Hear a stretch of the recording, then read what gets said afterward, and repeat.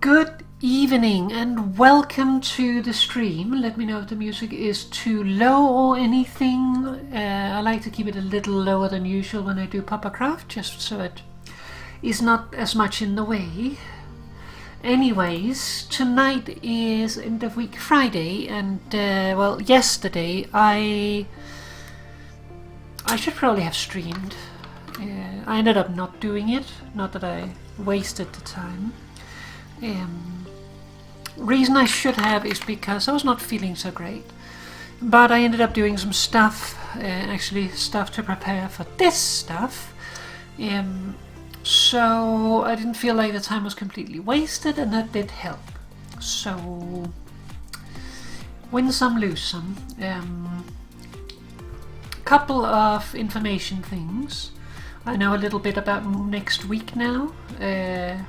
Tomorrow there will not be a stream because I will not be home, but it is likely I will do something on Tuesday because it is New Year's Eve, and I for one don't have anything to do, so I might stream there if I feel up for it. It might also be that I don't feel like streaming and just want to sit by myself. We'll have to see. Either way, I'll probably be alone, so yeah. Probably not the only one who's alone on New Year's. But while I do have about 1.5 stacks of gunpowder, I'm not sure I'm gonna make fireworks for it like I did, or like I had 1 year. Just because I would like a little bit more of a stable supply. Like the only thing I could do would be to make gunpowder and then like... not make gunpowder, but make fireworks and then like save them and then shoot them off and then like reload the save or something silly like that. So that we basically have the same ones each year, but that would also be a little boring. But yeah, probably won't make an actual firework for this year, but still, there's other things we can do. But tonight we are playing Puppercraft, as I said. And as you can see, the bees are busy. I upgraded my setup a little bit.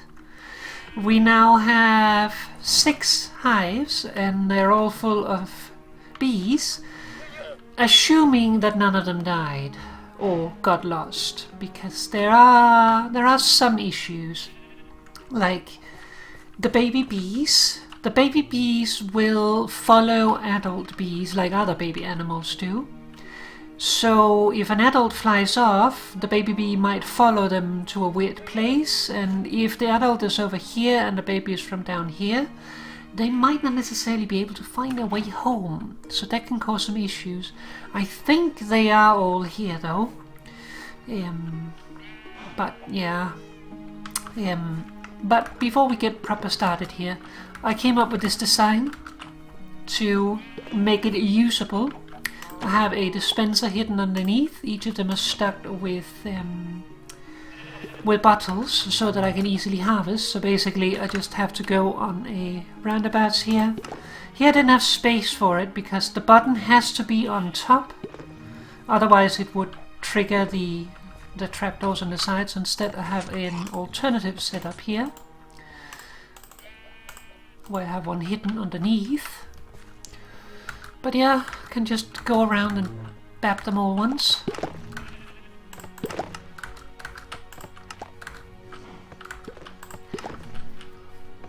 And they don't get angry from it. They do pop out for a moment if there is any bees inside, but they do not get angry or anything. So that's nice. I really hope they keep that. I don't want to have to use like flint and steel all the time. Like, it's not a problem resource wise, it's just annoying to do constantly, like having to turn it on and off. So I hope they keep this feature in. But yeah, that is my hives or nests or whatever. We do have both. And I also tested this. If you do craft multiple blocks of honey, you do get all the bottles back. For some reason it keeps the last set inside of there, because it went up to 9. So you don't lose any bottles by doing multiples. But odd that it doesn't clear it. I guess it's because it has to, like the first it has to clear them from the one because it does it consecutively, so there's no place to put them, so it puts it into regular inventory, and the second one for some reason it leaves it in there because they chose that. I did have an issue with the bees and that is the water, because every once in a while a bee will go out over the water searching for flowers, and for some reason when they are over water they will bounce around right in the top of the water, and occasionally they will take damage. And honestly, I'm assuming that that is a bug, because I can't imagine that that is intentional. They're supposed to avoid water. So I'm expecting that that is something that will be fixed. But until it is fixed, or in case it is not fixed, I have made a little quote-unquote hack myself. It's not really a hack, but it is a solution to the problem. And it is over here. We're going to go into creative just so I can show it real quick. Otherwise I have to go around the entire village. And there we have it. Here it is. So this is very simply a command block that is set to repeat mode. I've also set it to needing redstone so that I have the option of turning it off just by the flip of a lever. The lever's on at the moment, but it's very simple really. You say effect give entity of type equals Minecraft bee, then give Minecraft regeneration of duration. I gave it 10 seconds. You can also give it less. It doesn't really matter because it's going to be overwritten a moment later anyway. Amplitude or amplifier 1 is the least amplifier I can put in. I just need something so they passively regenerate health. So if they take damage, they will recover it over time. And then true, that is hide particles, as you can see, which makes it so that they don't give off particles all the time, and that is a question of both particle lag, which is somewhat solved in the game. Oh, that's some pretty fields. Which has been sort of fixed in the game, but more stuff is always going to do more lag, so if you don't have to have it, that's just nice. But to illustrate that it works, if I do game rule, you do have to have this off, but command block output, and you can't see it because of my overlay, but you can see the chat messages, or at least you should be able to. I'll just look to make sure.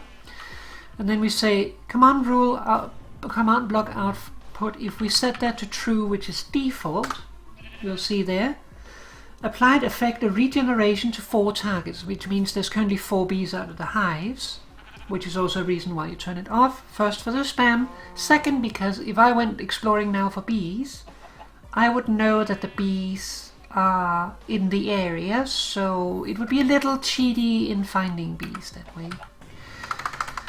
But to avoid the spam, we're going to turn that off. And I placed the command block over there because it is a spawn chunk, which means that it will run regardless of where I am. So if I am doing bees on the flower island over there, or on the island retreat we found in that direction, then there will still be what is it called? Then they will still be given the effect, because stuff that are in the spawn chunk will continuously run the stuff that they are meant to do. So that is good.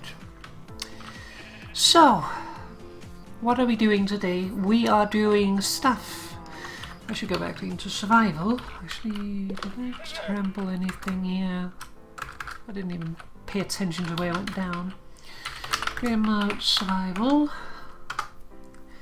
Okay, so I have been gathering honey blocks, and we actually have enough to do the bamboo farm.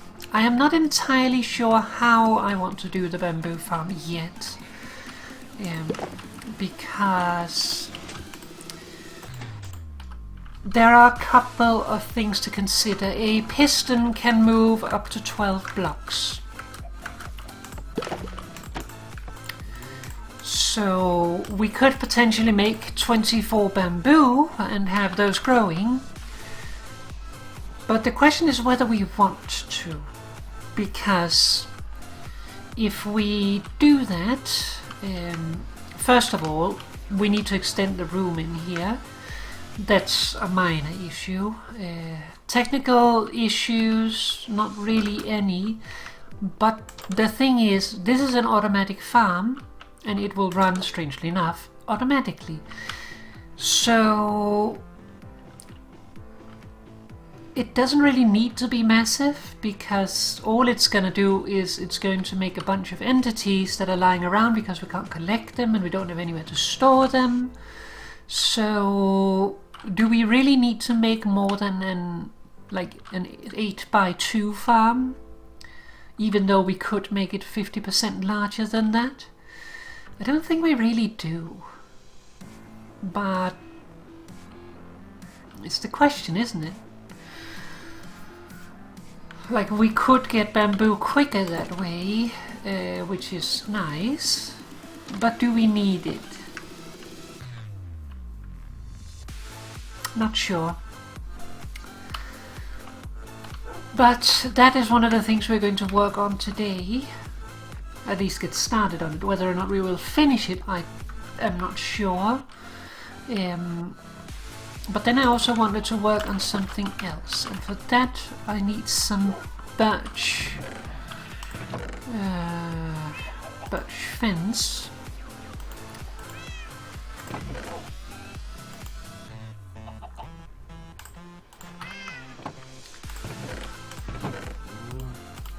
Let's grab some more bamboo.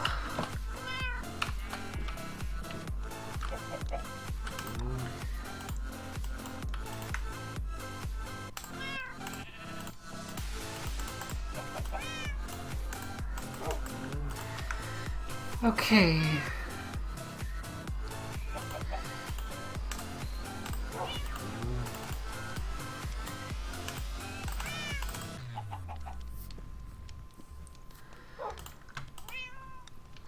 That should be enough.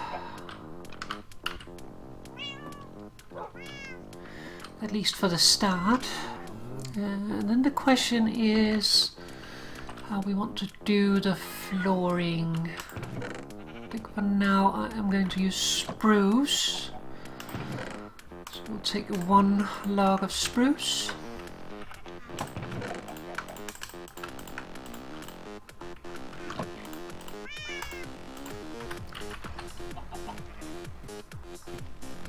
Kind of just winging the materials at the moment. Oh, we need one more thing. We need an extra bucket. Actually, it might be good to just bring them all.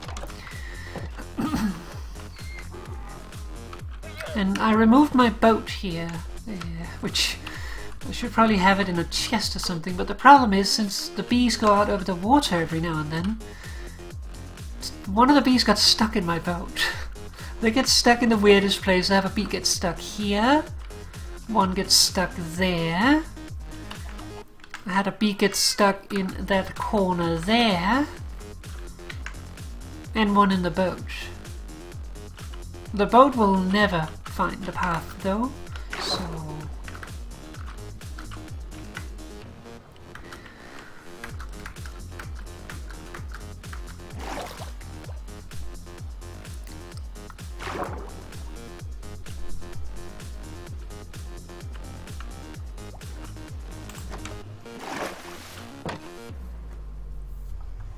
But yeah, I talked about this, that I wanted to update this a little bit.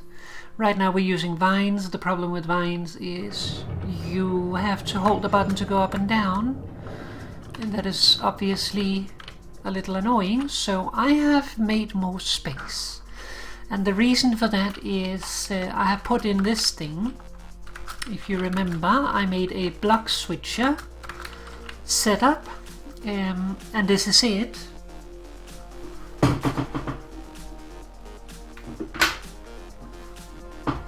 My phone just finished charging. So yeah, this is the block switcher setup, and the question was how far down can I make it? See, in order, or the first requirement is I need to have, this is the center where the block will be switching. I have to have this and this block available, as well as the one below here, as you can see. So that requirement for, like, to be able to place it at this level. So on this side we have these two blocks but not the third. On this one, same deal, we don't have the third, and on this side we don't have the third.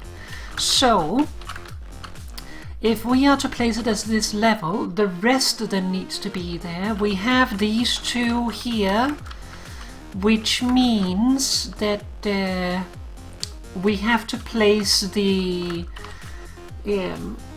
rising edge detector in this direction as I have it here.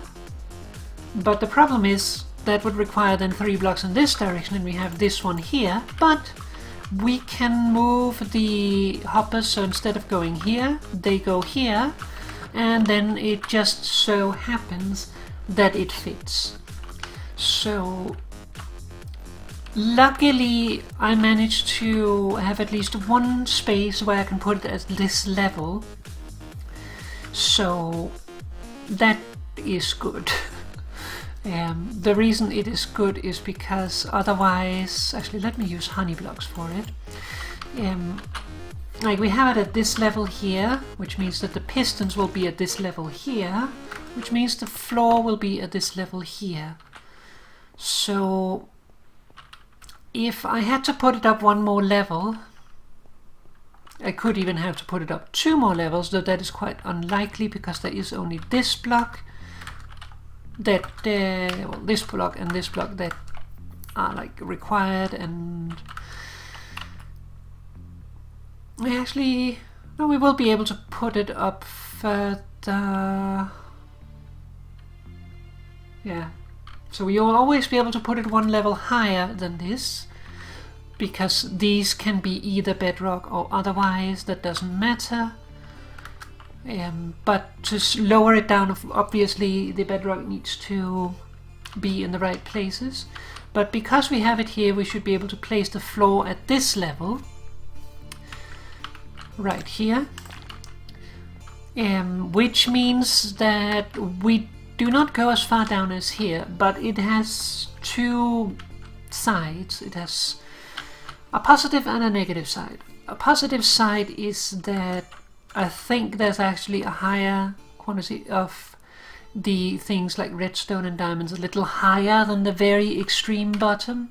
The downside is that, well, we're gonna have some stuff here that might go unmined. And does that then mean we lose resources? Well, yes, it does, as my first diamond over here witnesses. And then there's also another problem, and that is slime chunks, because I have confirmed that there is a slime chunk somewhere over here. Where that's Danish, precisely it is, I'm not entirely sure, because I just turned around at one point and then there was 2 slime balls lying on the floor here, somewhere around here, and I'm not sure where it came from. Like, it might have spawned maybe up here in one of these caves and made its way down, but that seems a little... Oh.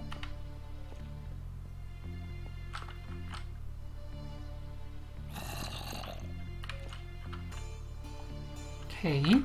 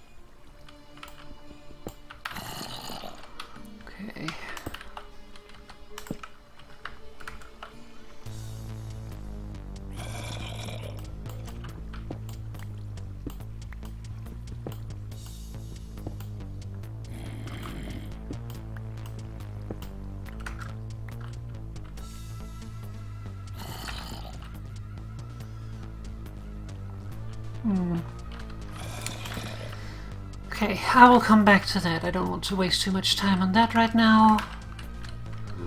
But there is a cave somewhere up here. But anyways, slime could have spawned in this area here and then somehow found its way down. Or it could have spawned on maybe some of these, though. If this was a slime chunk right here, I would have expected to see more slimes already. So I think that it's further in this direction, and I don't think the chunk actually starts until like right here. So yeah. But yeah, this is where we will make the block switcher. And I have prepared some things for it. It's actually not too pricey to make one. Also, the button is not required. Well, you do need a button because that's the whole idea about having the switcher. But the button that I have here is to make it so that we can actually get up now. Because we're not gonna finish all the floor and stuff. So yeah. But let's see here.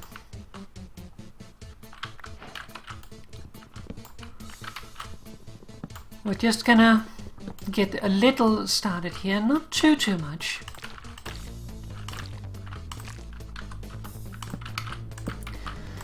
So this will be floor level. We will finish it today. But I don't want to do all of this right now. I would rather go over and have a look at the bamboo farm. So that'll be the base. Then we want to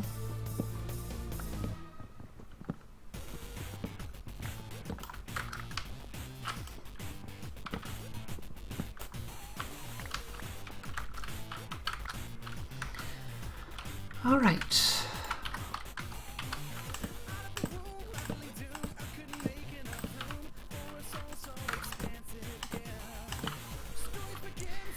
So that is what we need to hold the water. And the good thing about this is that we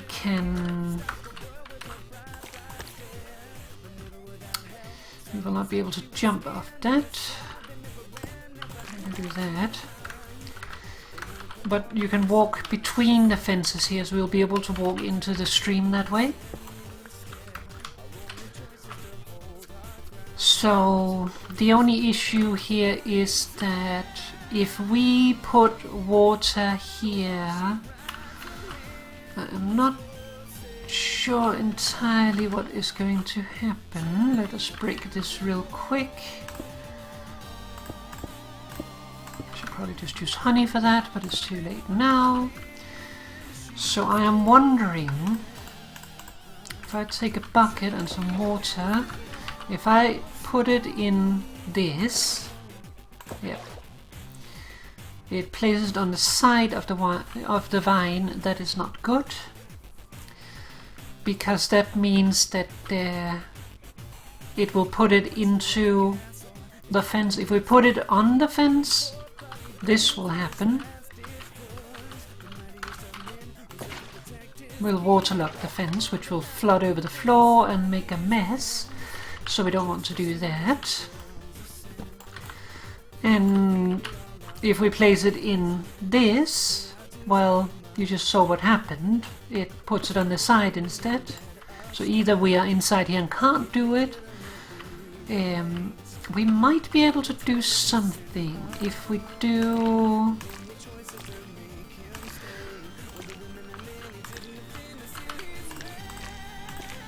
If we do that, let us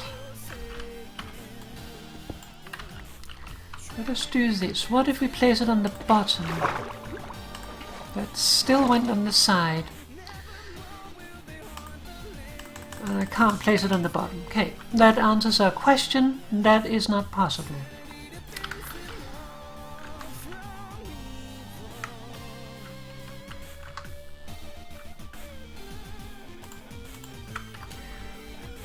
trapped. So yeah, we cannot use the vines as a quick solution, unfortunately. So we need to do some other stuff. Now I wish I had some smooth stone to fill that hole.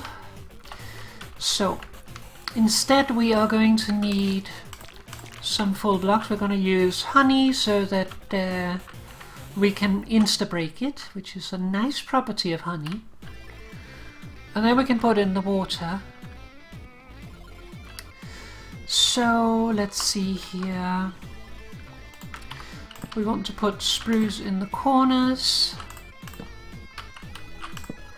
And then there's the question of the center. What should we put in the center? I feel like we should use birch there as well. But of course I put all my birch away. It's not too important right now, but it will be eventually. And I think I'm also going to leave this space down here open. I started talking about it but didn't finish. The thing is, if we have this space down here open, then we have access to our redstone, which is always nice to have work access. But the downside of it is that if we are in a slime chunk, which we know there is a slime chunk somewhere over here, then slime will be able to spawn down here in our wiring, and that might get very annoying. So what I might have to do is, once I have confirmed where there is slime chunks, I might have to half slab the area below the ground so that they can at least not spawn down there. But I will figure that out. That is a possible solution though. So yeah, let's go up and have a quick look here just to see if we like it. Yeah, I think that is good. Then we just need a temporary thing there, because we need once we break the vines, we need a way out again. So we need a way where we can get up and start filling in the water. So yeah, but we will not do that right now. Instead, let us have a look at the bamboo thing.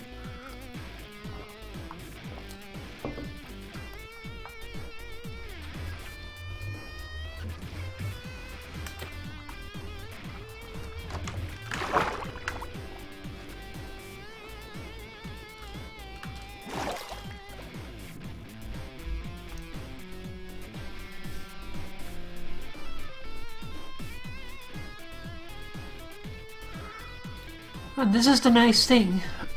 We were down there for not very long, but in the meantime the bees have all finished their work.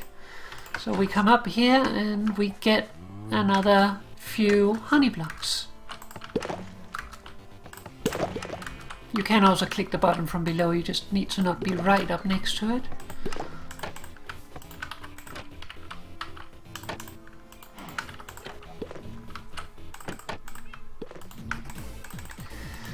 And I refill them once it gets down to 3. Feels like the right amount.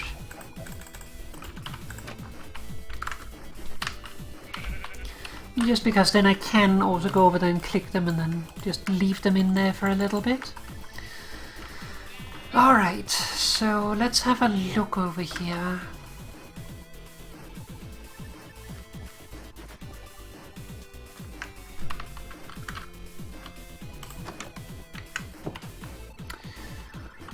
So this is the room I have prepared, and it is 9 deep at the moment. This here we want to be a pressure plate, so we need at least that space. And then the question then becomes how we want the things to be. Because we are going to have water pouring down, which means there will need to be some kind of a wall to make sure that it doesn't pour out over us. So we could have that wall here, for instance. That means that we're wasting 2 spaces, but that also means that it might not get as cramped in here. We are limited by a few factors. We have to use full blocks as the first thing. So, because if we don't use full blocks, then things can fall into spaces, and that makes a mess. Wish these melons would grow. I actually need melons.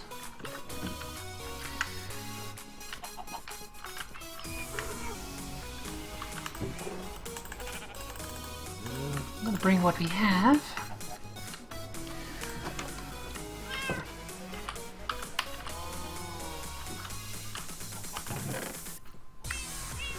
Okay.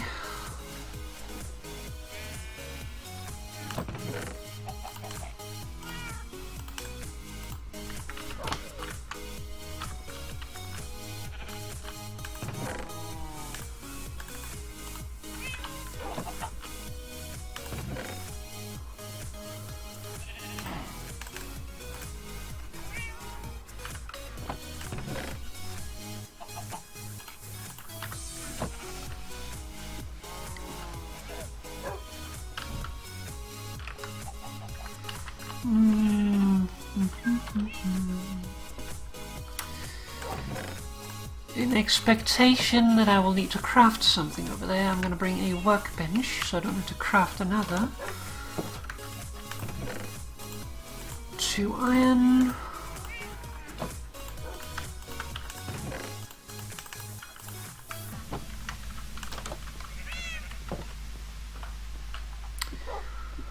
And then I need some slime balls, which I am running low on. Most of my slime balls have been bought from the Wandering Trader.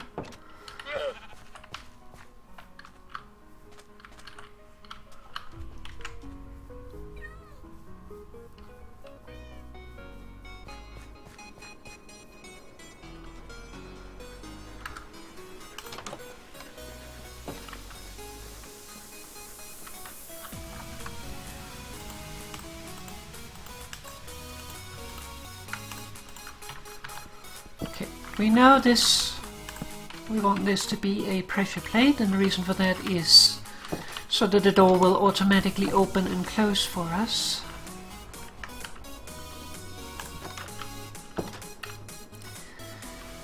Then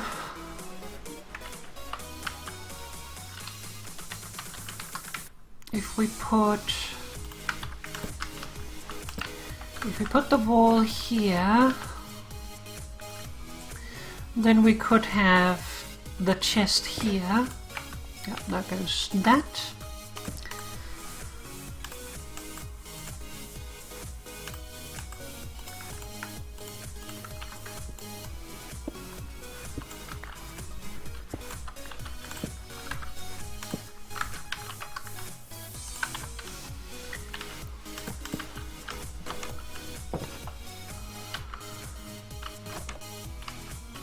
As a collection point.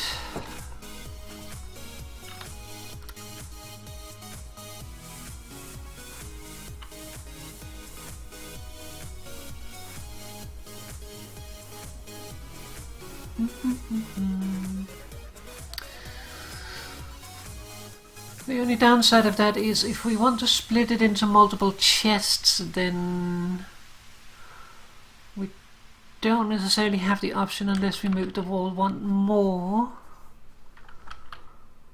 But do we really need more bamboo than this?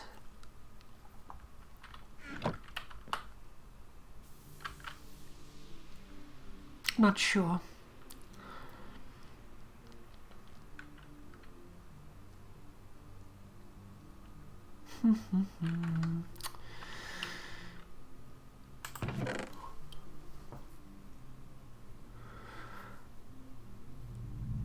Another question is whether or not... I'm actually not sure about. I don't think we can do fancy stuff there.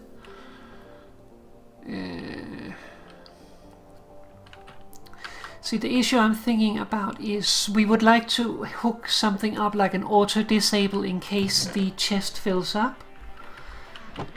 So, like, if we... let's hop into the creative world real quick so we can test. Empty some inventory space. We need a chest. We need a block. And we need filler, and we need a comparator that we already have. So if we have a chest here and we put a comparator on the opposite side, so if we put in the sword, it does work. Nice. I thought there was something like that, but I could not remember.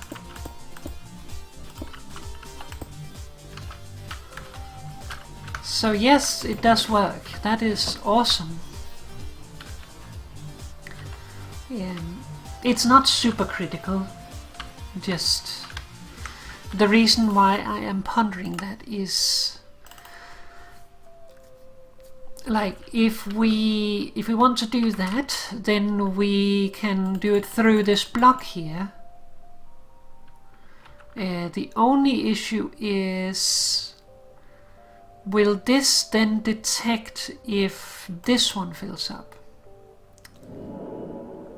That is a question. That is a question. Let's try to answer that as well. Test world. So this is the setup we have there. Okay. You too. Actually, let's put this here.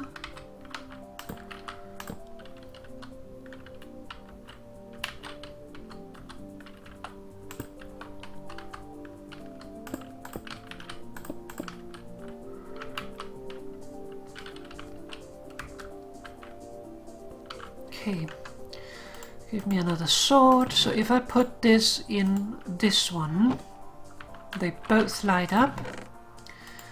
If I put it in this one, they both light up. That is good.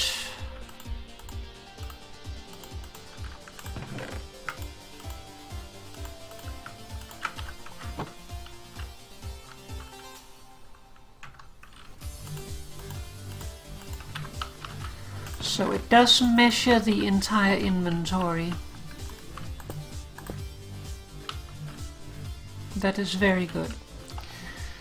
Like, I was worried that it would only measure essentially this one, which means that, for instance, if we wanted to lock it, we would need to read it from this block here, because the first chest gives the first 3 and the second one gets the second 3, which means that we need to determine which one has which and then make our wiring obey that. But as long as they measure the entire volume, doesn't matter, we can pick and choose. That is good to know. I'm doing a bit of world jumping today, but that is expected when we're working with redstone. Okay, so let us quickly take this out, just because then I don't have to go down there and replace it later.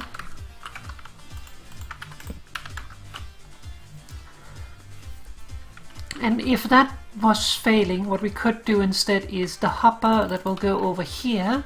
We could also put the comparator like besides that, because there will be dirt in this area and in this area, so there would be space underneath, so it wouldn't really be a problem. But it's nice that it is not a problem.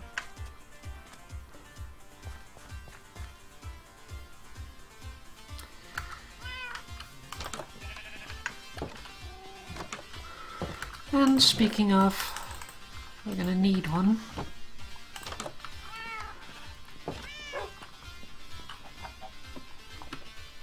And another chest.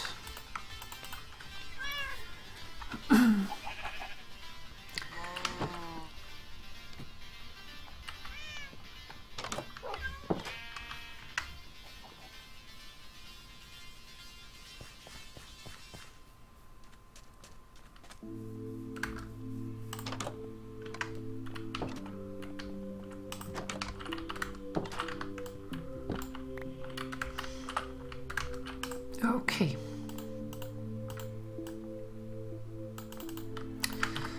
Hoppers are expensive, so yeah, I thought so. It shows a little bit of the floor below, so we're going to replace that so it looks a little nicer.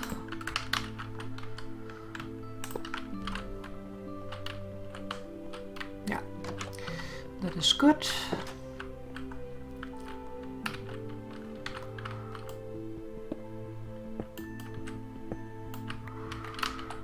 On here I should actually have brought some, what is it called, climby thingies, scaffolds. Yeah, they're good though, but yeah, if you want to make a conveyor, for instance, whew, that eats a little bit more than I want to spend.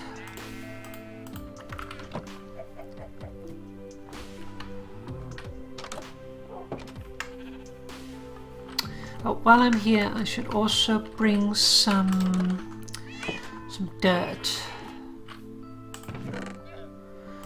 Some tasty dirt. I have a tendency to leave one behind when I pull out stuff, and that's just because then when I get back I can shift click it in without having to then go in and move stuff manually. It doesn't really matter with the dirt though, because that's in the top of the chest, but it's just old habit, so that's why I do it. Okay, so let's see here. We want to take 2 more out.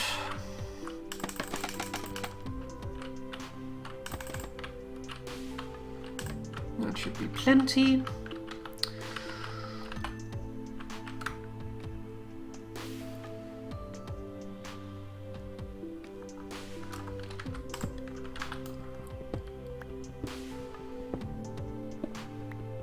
And yeah, I think we're just going to make an 8 long one. We could make it 12, but it's an automatic farm. Like, there's a lot of people that go by the mentality of go big or go home. But honestly, it's not needed. Like, if you have something that runs automatically, then you're gonna get a load of stuff anyway. So you really don't need to do all that stuff.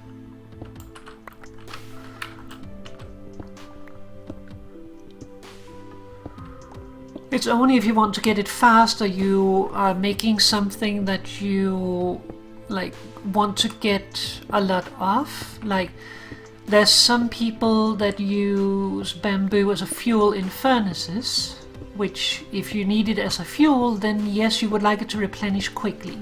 So in that case, it would make sense to make it very big. I don't use it as fuel, and I will not use it as fuel because it sticks, and I like my sticks. So yeah, it's not really that important for me, and honestly, most of the time the box will probably be full, and thus the farm will be disabled anyway. And if I'm selling to villagers, for instance, well, they need time to replenish their store anyway, so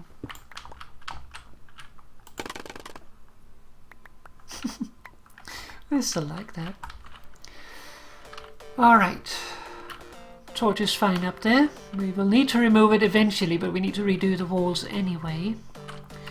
So the space here we don't care about. There's only this space here that we really care about, because water will pour down here, which means that it spreads in a star pattern. If water pours here, it goes out to these.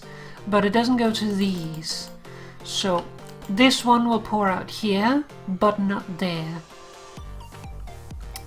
Though we will need something to stop it here, so we will be putting in some kind of stopper,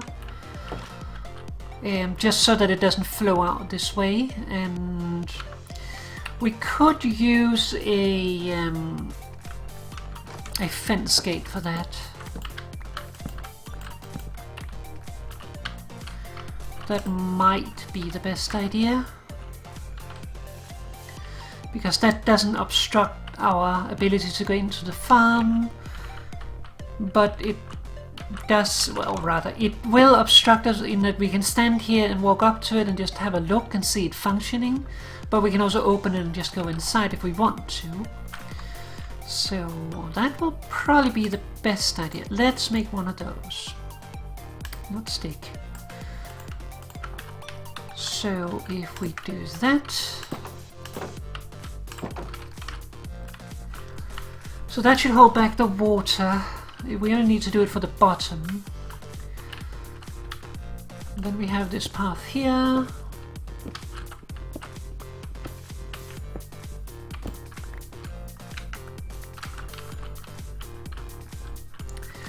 And I think I just want this to be plain birch planks. I'm going to continue the planks because of using that as flooring.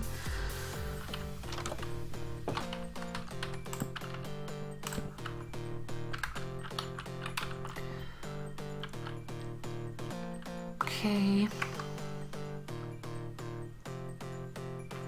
My inventory is filling up. So we will have dirt at this level. We need something. We always need something. See, bee has gotten stuck. It's because the bee wants to get to these flowers here. Let's see if we can help bee.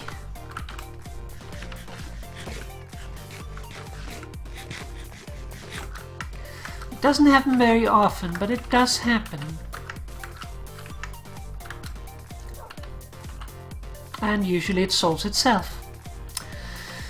I think the bees are programmed so that if they are trying to get to a flower and they fail for a certain amount of time, they're going to give up and find a different flower. At least it seems that way. Okay, let's use this one as a temporary deposit for all my stone, because I got so much.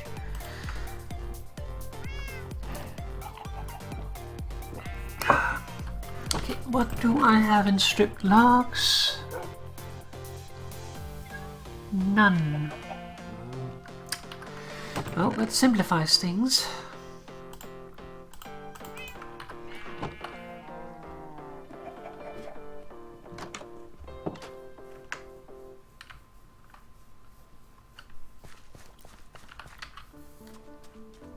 No, no, we're not going home yet.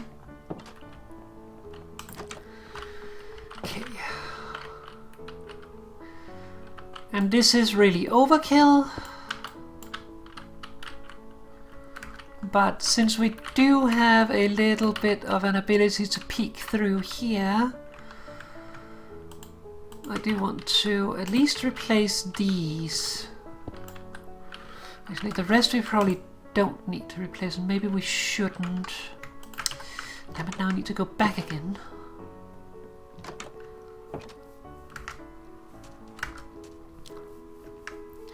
That is the perpetual problem. It doesn't matter if you're playing vanilla or if you are playing modded, but especially if you're playing modded, inventory space. There's so many times where you just need more space. And there is solutions for it in vanilla Minecraft now. Like you can use an ender chest to have extra, basically an extra chest early game. Late game you can then use the ender chest to transport what are they called, shulker boxes, which is like basically a chest that you can pick up.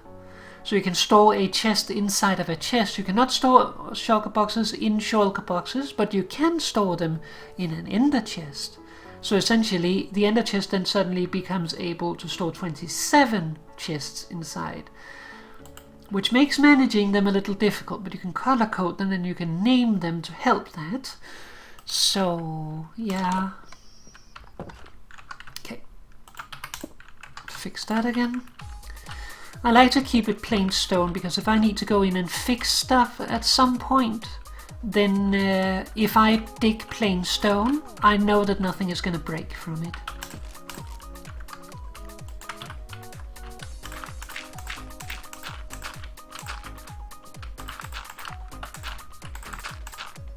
Actually, let's do it there. Okay, I need another thing now.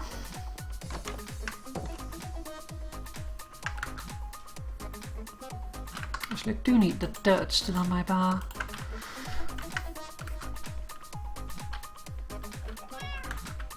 The bee is back again. I need my careful pepper.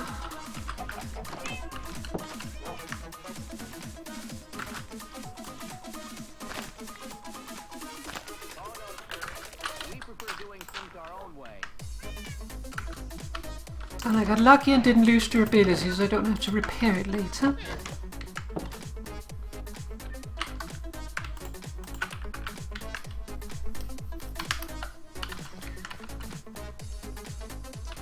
Just one, just stick, just pretty stone, yep. And just for the looks in here, I want there to be grass. So, yeah. Okay, then we need to think about some other stuff. Let's see here. This will come up here, but at this level here we then need to do something different. It means here and here we want to also continue that pattern. The reason for that is the honey blocks will be at this level here, which means that all the blocks in this space here, this space here, this block, the block outside, the block behind there, and this block here, all of those need to be of a type that cannot be pushed by pistons. So let's have a look at that. And the reason I'm going over here, the bee is still stuck. Oh, there we go. Just because I wanted to see if we had another melon.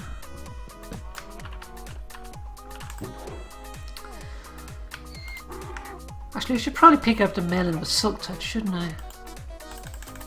Well, it's easy to be smart in retrospect, isn't it? It's not too important. It's not like we're going to get it fully functioning today anyway. But the reason why I am doing melons... Let's craft some stuff. It is because there's various things that they cannot be pushed by pistons, and or rather not be pushed by sticky blocks like the honey blocks and the what is it called? The honey blocks and the slime blocks. One such is tile entities, like for instance a furnace, things with an inventory. But strangely enough, melons and pumpkins, which includes all variations of pumpkins, regular pumpkins, carved pumpkins and pumpkin lanterns, all of them actually are unpushable by stickies. The piston itself will be able to push it and break it off, but the sticky blocks, I say sticky blocks because there's both slime and honey blocks, they will not be able to move them. And I would like to use glazed terracotta to do this, which is also a block that cannot be moved. But the problem is I have no glazed terracotta, so for now we're going to use melons.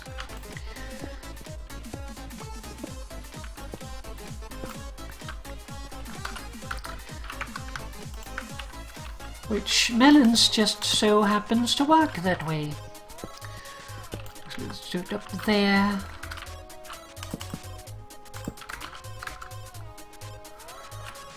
So these here, once I have glazed terracotta available, I will probably replace that with lime green glazed terracotta, which has a really nice texture. Actually, let me show it. The problem is I need to find a mesa biome to really have it available. Glaze. I cannot spell. With a Z? Yeah, a Z. So, boop, boop. So it has this really nice pattern. With yellow and bright green, and I really like that. And there are a lot of them that are really nice. I really like the ones that have multiple colors. I also like the pink, because pink. But of all of them, the pink, the lime green, the green, they're probably my favorites. The black is also quite nice, but I'm not an edgelord, so not that often. The white is also quite nice, but blue and yellow, that gets a little Swedish. So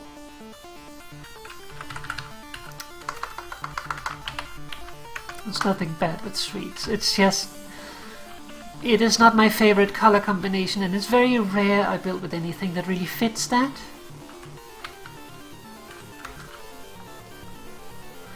So, yeah. Okay, let's see here. Let's break you for a second.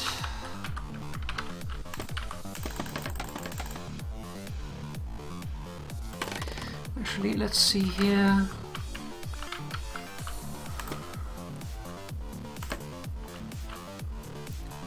One.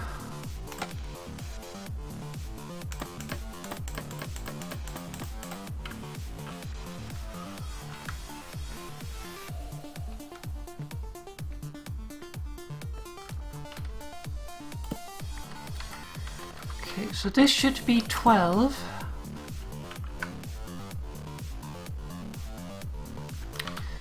And up to there. Let me check real quick. Just because otherwise I'm telling you weird things. But I believe that bamboo grows 12 to 16 blocks, if I remember correctly. Farming. 12 to 16 blocks, yeah. So we have 12 here, 13, 14, 15, 16. So I actually need one more space above.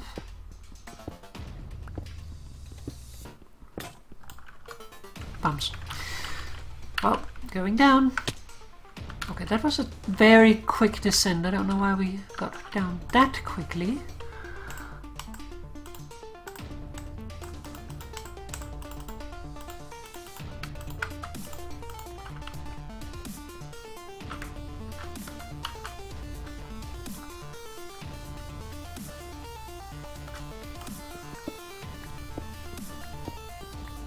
So we need to know this height here, because we want to place our observer at the minimum height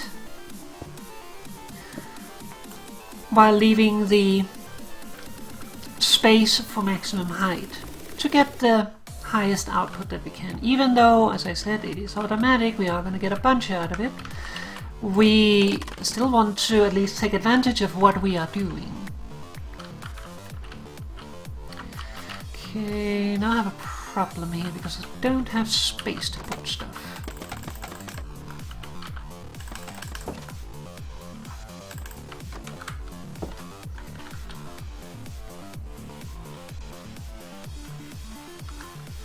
Okay.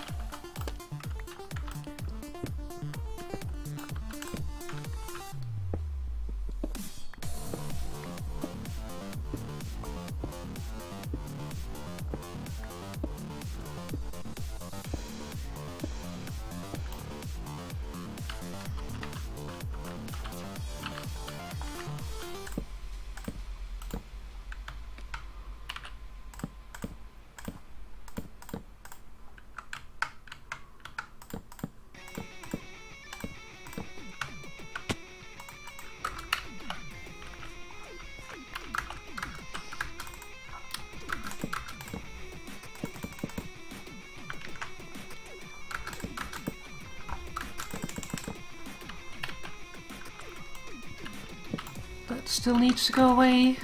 This still needs to go away.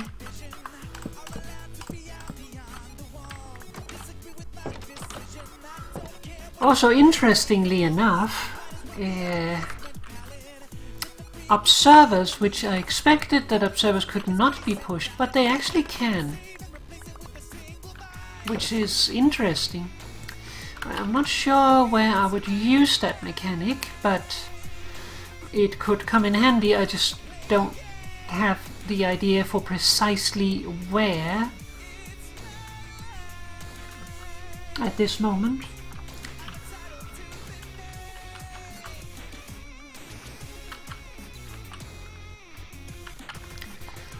Okay, then we need these.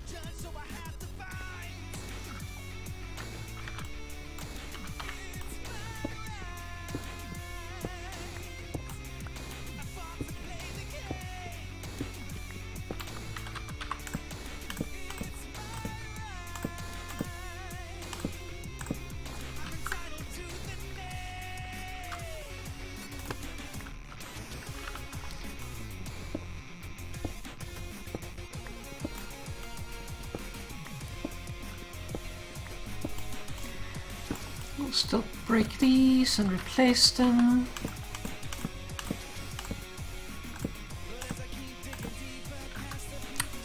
Bums.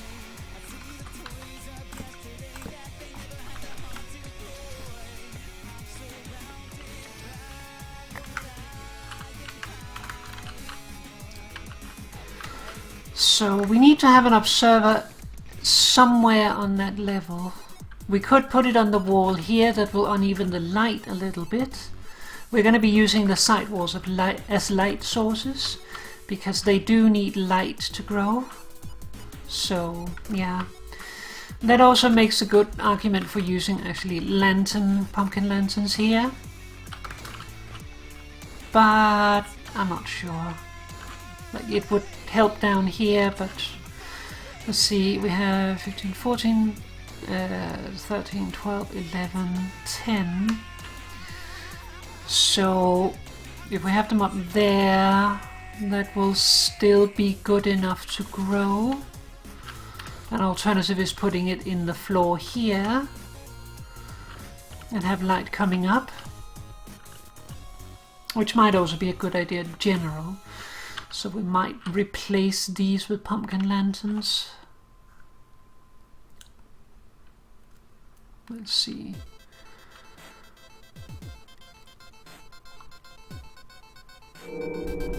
Either way we are okay for lighting, but maybe we should replace the bottom here, just to help them get started.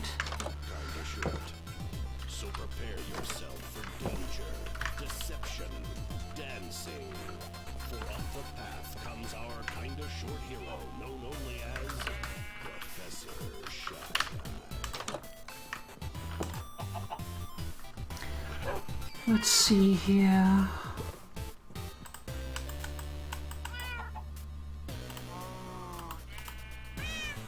Of course, now I used all my spruce. No, I don't have any.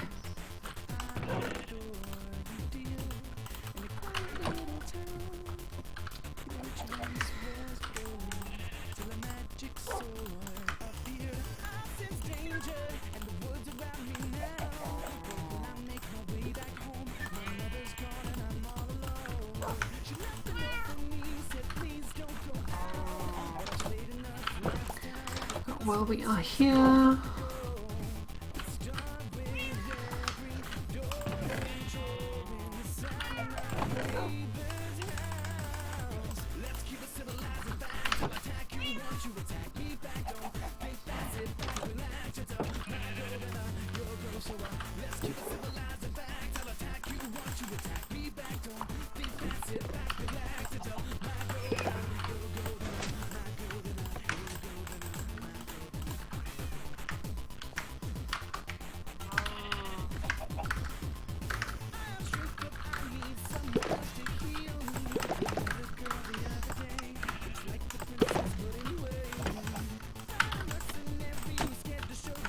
The reason that one sounded different is that it didn't have any bees currently inside.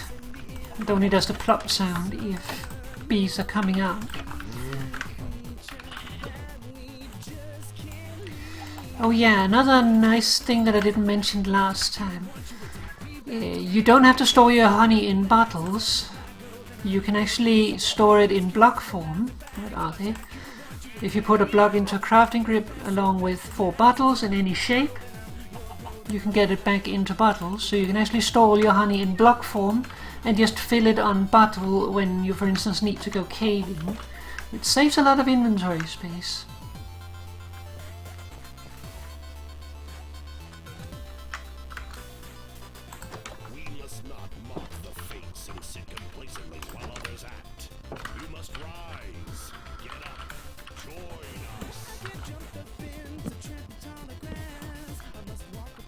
Before we break that, let's replace them. Otherwise I have to put it up again.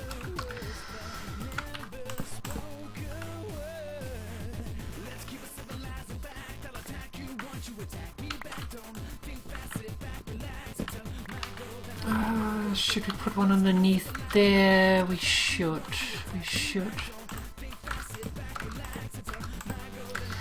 That means we have 1 pumpkin too little, or too few.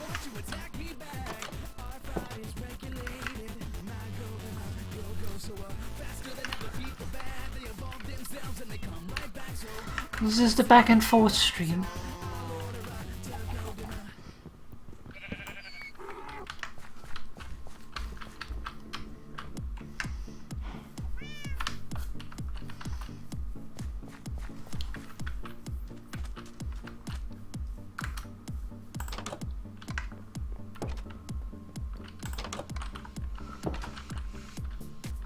Okay.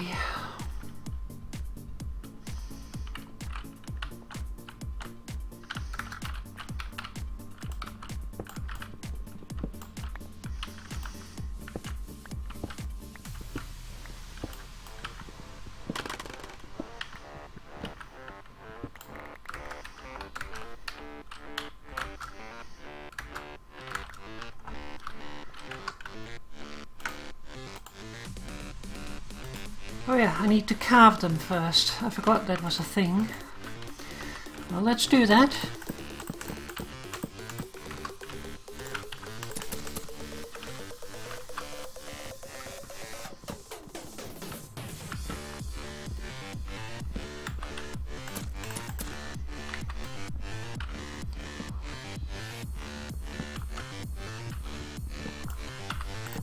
Oh, oops.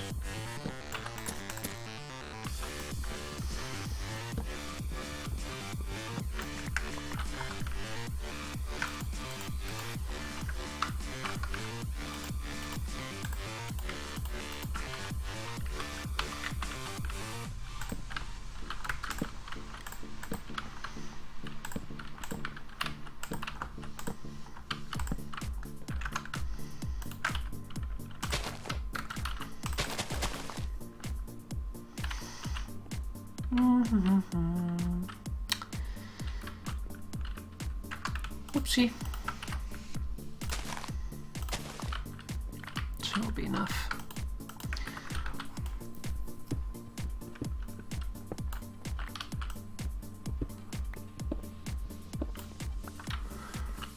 Of course, I need to replace those now.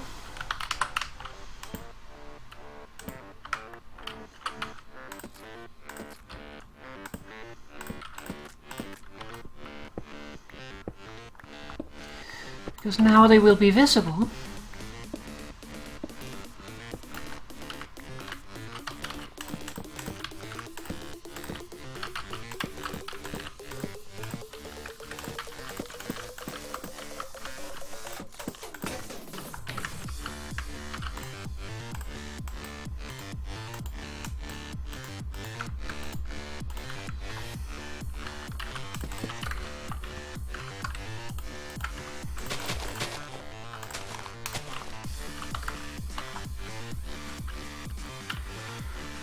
Okay, so that is the light here taken care of at the bottom. We still need light up the wall.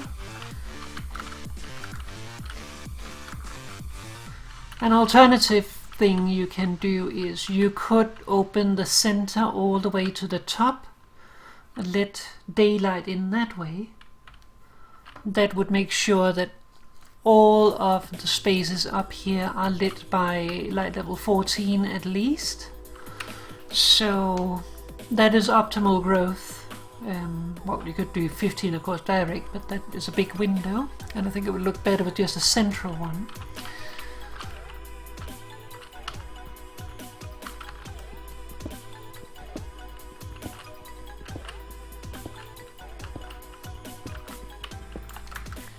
But I don't really like to just have a random window, and having random holes and stuff is also a potential to fall.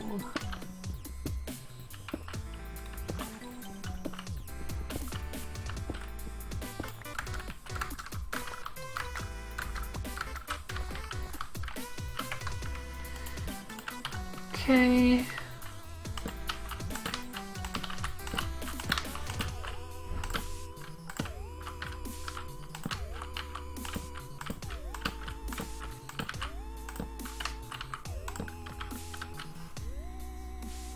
Da, da, da, da.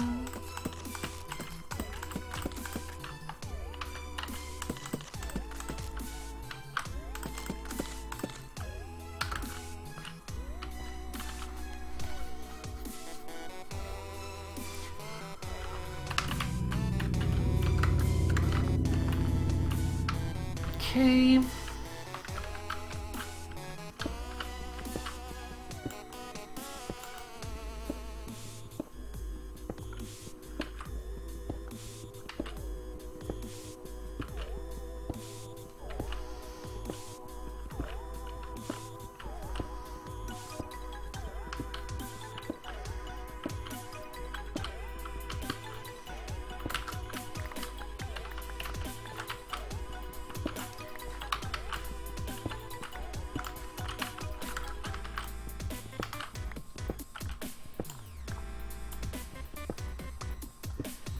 Obviously the ones behind here also needs to be, like, we only need one sticky piston, but we are going to need also blocks behind that will not be pushed, either that or empty space.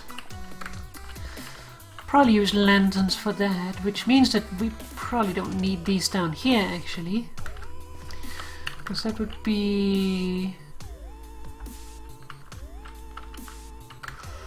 Well, that is of course assuming that what is it called? That is assuming that the honey blocks lets light through. We should answer that question.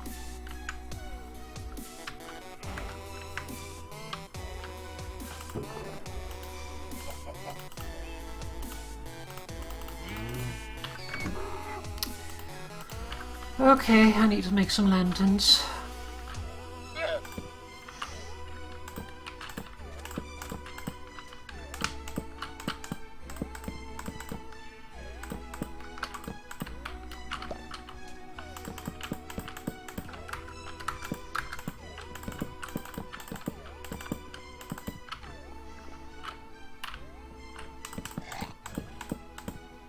Oops.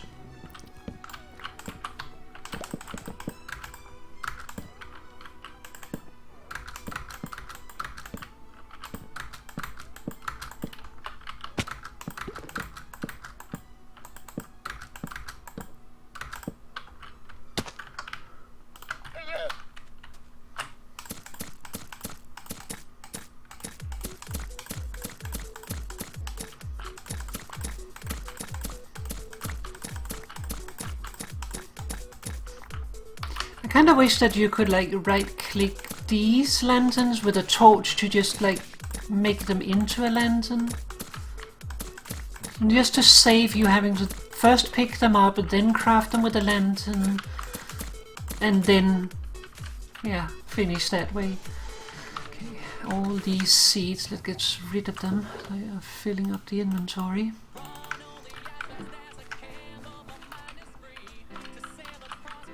Is this still access? Yeah, it feels like access. Don't usually bother with tools, but don't want to sit here for half an hour doing lanterns.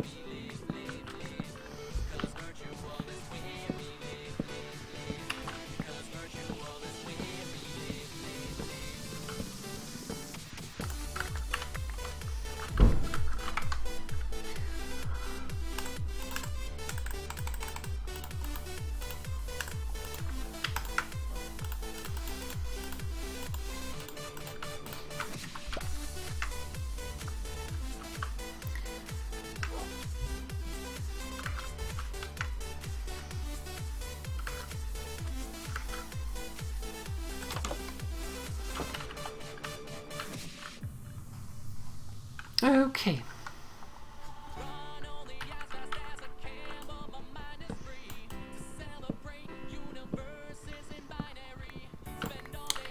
Just for a moment.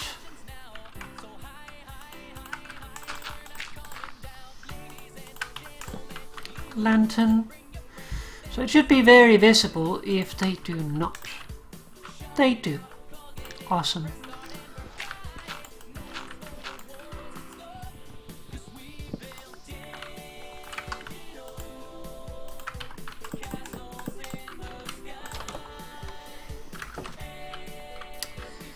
Good.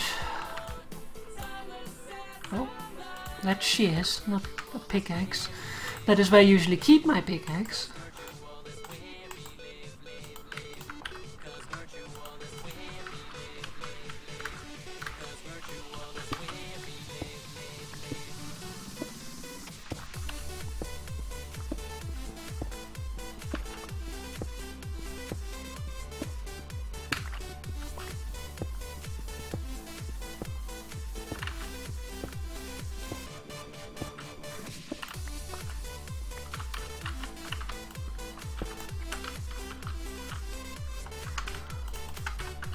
So in that case,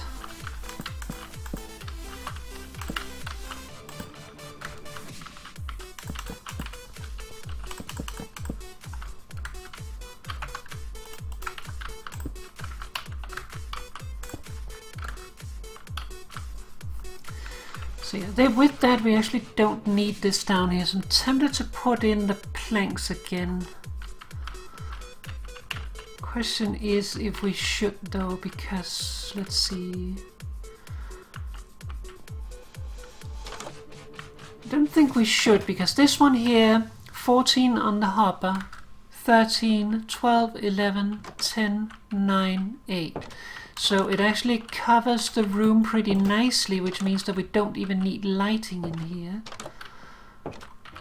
So that way we end up in a situation like here where we don't need to have any visible torches or anything.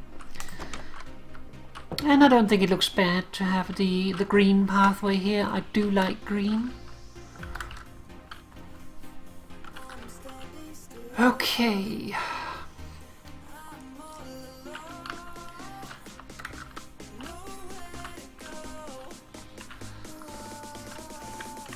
Let's see. All of that will be melons and eventually glazed terracotta. Here though, I don't think these should be glazed terracotta, but the question is what they should be.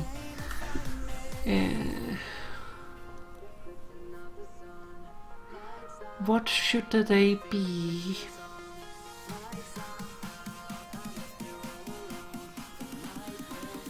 Trying to think of how different blocks look. Let me grab some. I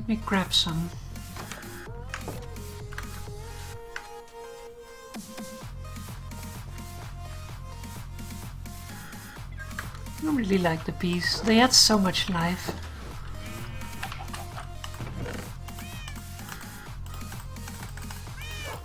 need 16. Okay, so a dispenser.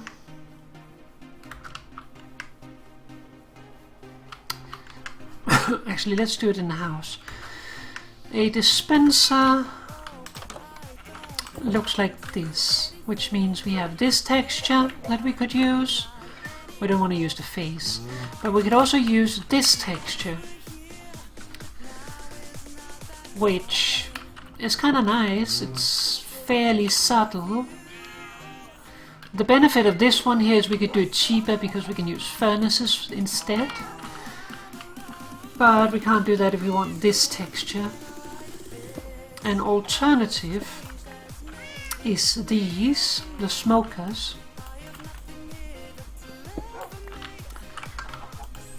which have this nice side texture, which is also quite nice. I would say the downside of this texture is that it is not even top to bottom.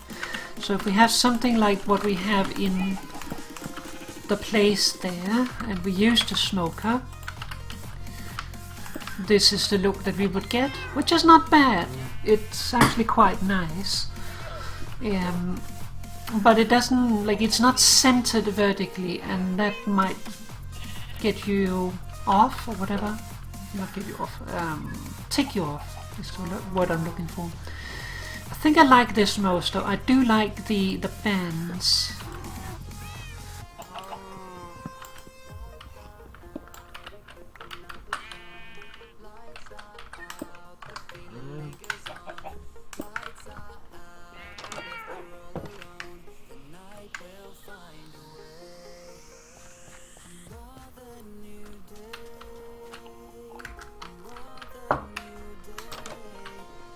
Oh yeah, one thing I forgot to mention with the bees. I don't think that their timers progress while they are inside the hives, which means that if you're trying to breed them, it takes about 15 minutes instead of 5 minutes before they are ready to breed again. So it's really hard to tell when they are ready to breed. So if you're breeding them, try to, like, basically, if you have more than 2 available, sit with a flower in your hand outside the hive and wait for something like 4 or 5 bees to show up, because then if you try one and it works and then you try another and it doesn't work, you have 3 more choices before you run out of options and lose the opportunity. And with the baby bees, it also means they mature slower than usual. So keep that in mind. Okay, so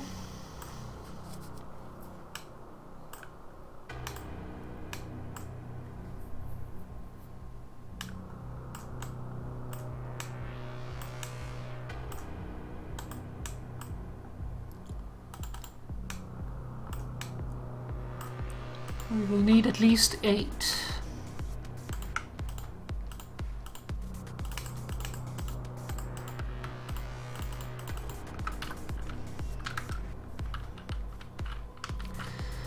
And the problem is we kind of need to be in there.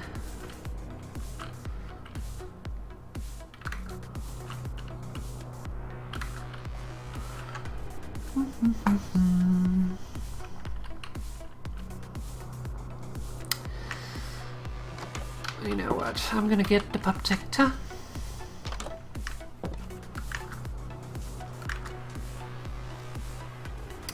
It's the problem when you kind of wing it along the way. You might make mistakes that you then regret.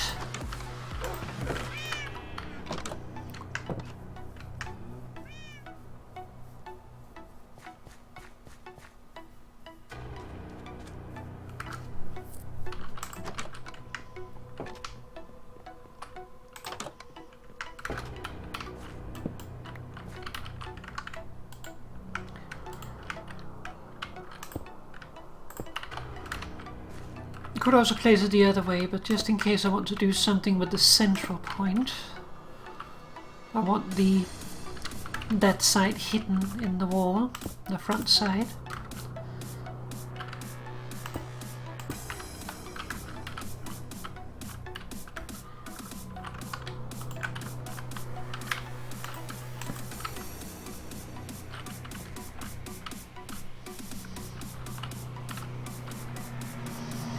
almost feel like it should continue over here.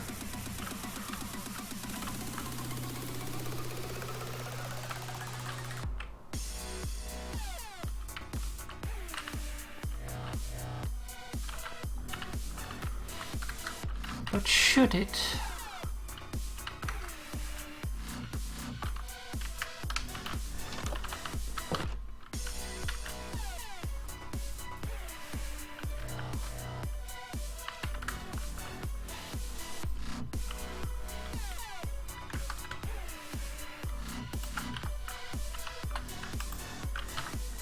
Yeah, that's the problem. Now we have stuff that we can right click.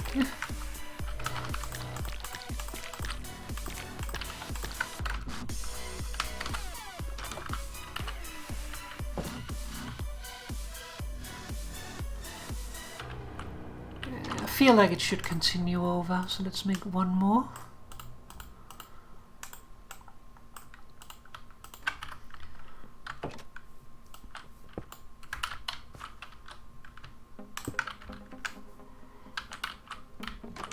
Yeah, I think that's better. And we might also need to do something here.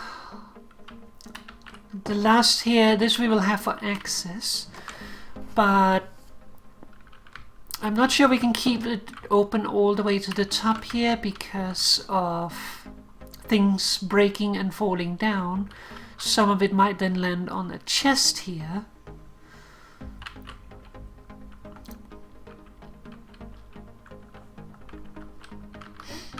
Honestly, there is also another issue, and that is the water stream.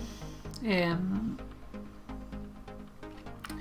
think actually ideally we want the water stream to stop here, which means that it would be nice to have the farm actually run further in this direction and have the hopper between the pillars instead.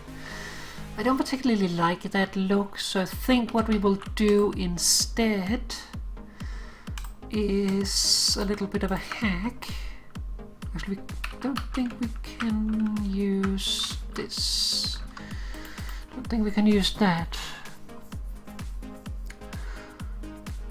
because that will trigger on entities, which means if an entity is lying on it, it will be disabled. So we are going to need a stone pressure plate.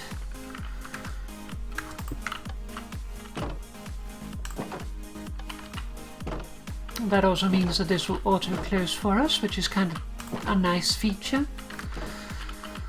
So now if we have a water stream, it'll stop there. The reason for that is we kind of want the items to stop at this point rather than go all the way here, because if they flow to the end, they will land on the chest and then this will not be able to pick them up anymore.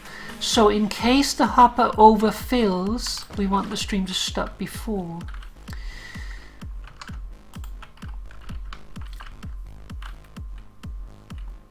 Small corrections. But question is if we should move everything a bit anyway. We probably should. Probably.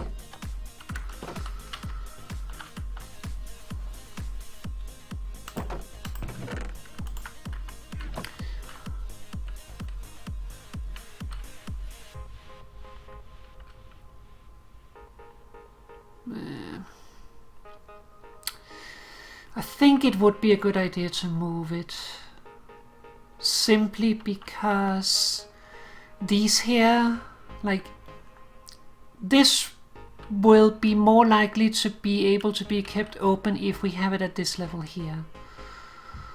So I think we should move it.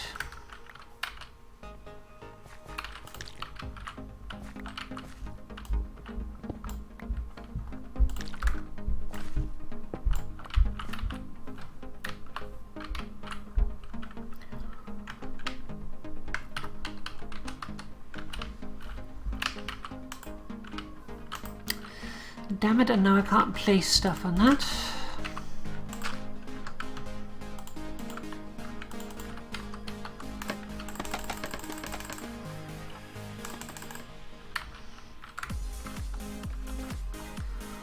A bit back and forth, but that is how building is sometimes.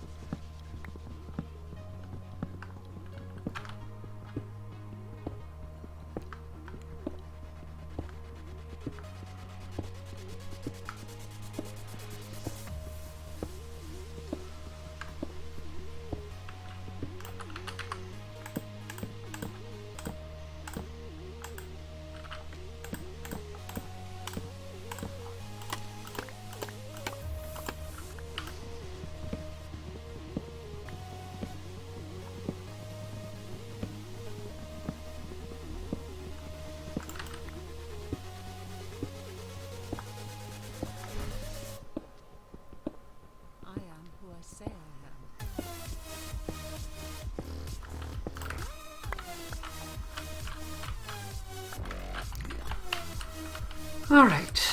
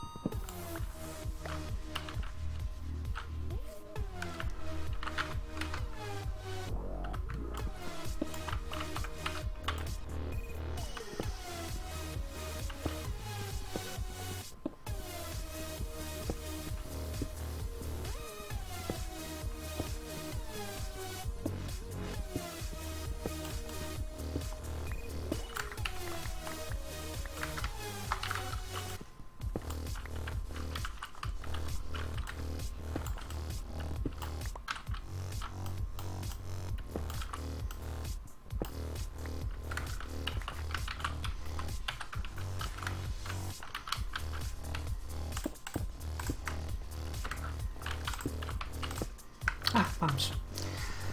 Oopsie.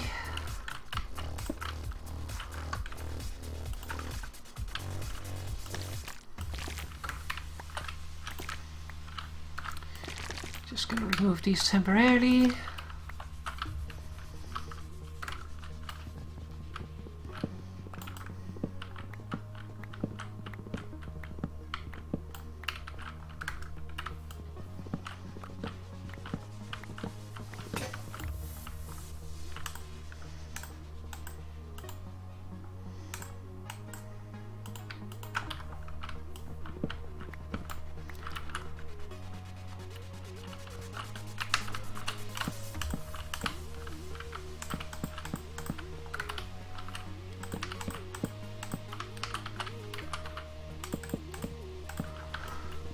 Yes, I just moved all the pumpkins so that I can have the central point the right place. I know.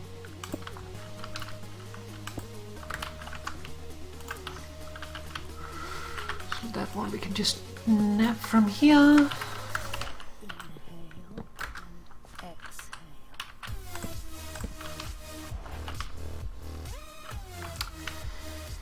Okay. There they are.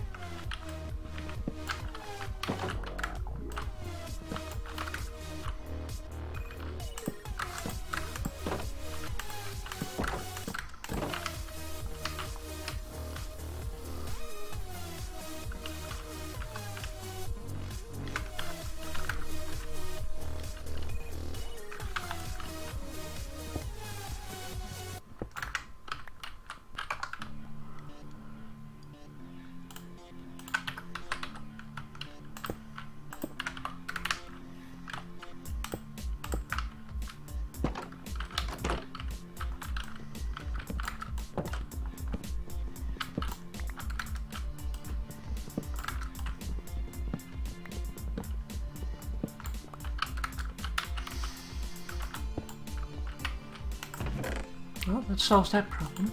I was going to stick it in there anyway. Still going to put that there.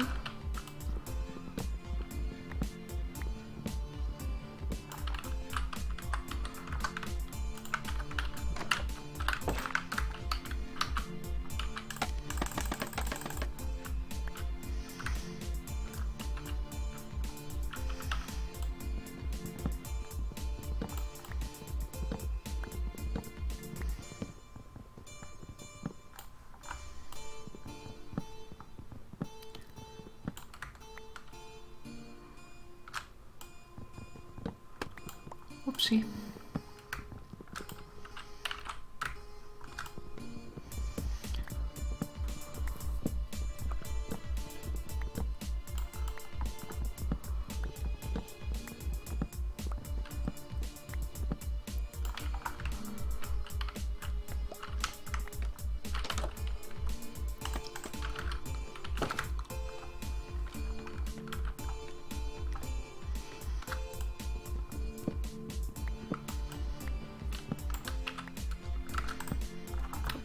That was wrong.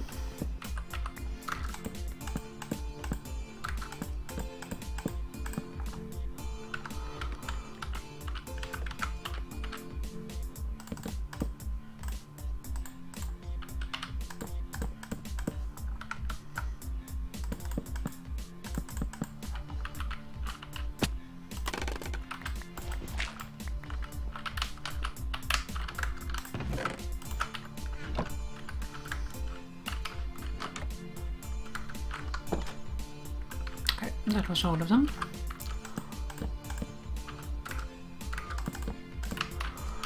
All right. A little extra space doesn't hurt. Okay.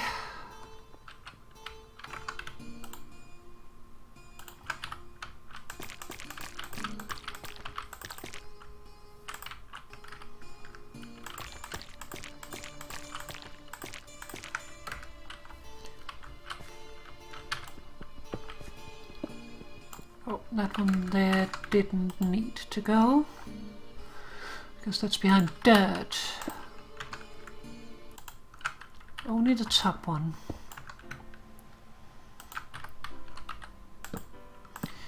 A lot of people just use whatever to fill in, but I don't really like that, because, as I said, having the ability to see, oh, there is stone, this is a free place to dig, is quite nice.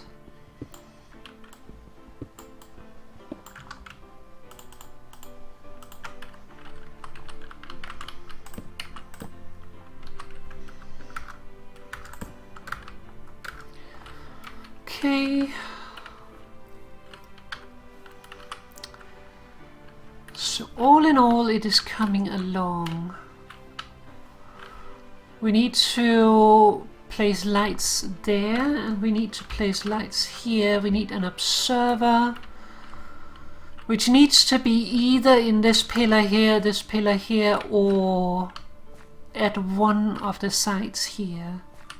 It doesn't really matter where, except for looks, but it does need to be there, and we can't really avoid having it, so yeah. And then there is the dispensers, which we will have above here on either side. We will need to have, let's see, we need to at least have every other. We can get away without needing the one in the center. So how would that affect things? I think we might try every other to begin with. I would probably do a dispenser here, there, and there, because then the final one here would be in a cross like this, which might reduce the chance a little bit that we will need to do anything here, which I would prefer. So hopefully. it's not too bad if we do need to do anything here, because like we really don't need all this space. So I could just like make the wall down to here, for instance, and then have a ceiling here and then call this room good. There's no reason this needs to be this high. Though I could install a shower cabin or something, I guess. But we don't like beds. So yeah. Anyways, that is probably enough for this, just for right now. So I think we should change up what we're doing for a little bit. Let's put the dispensers in here,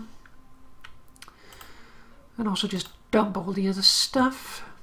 The stone I'm going to keep on me. I will also need the birch.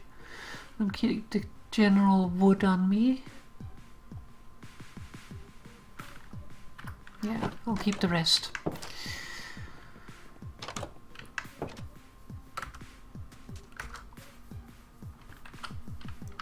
I would like a grass block.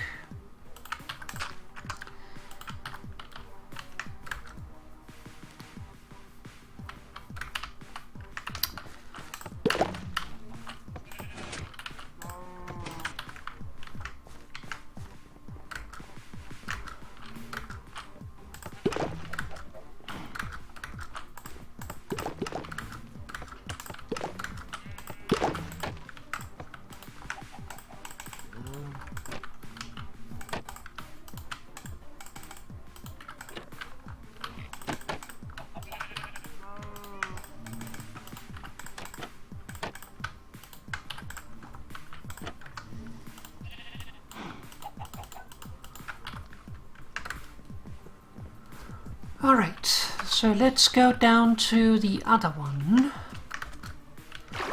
The other object.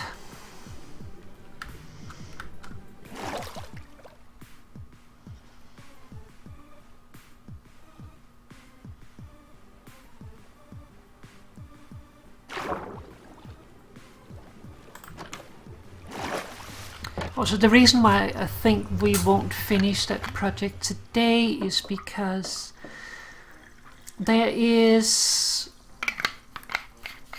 some digging needed. I need to make space for wiring, so that might be better to do off stream, just because it's not the most interesting.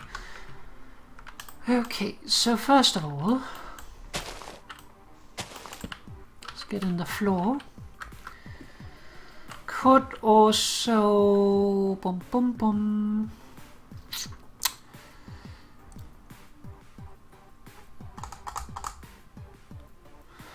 see now I feel like that should be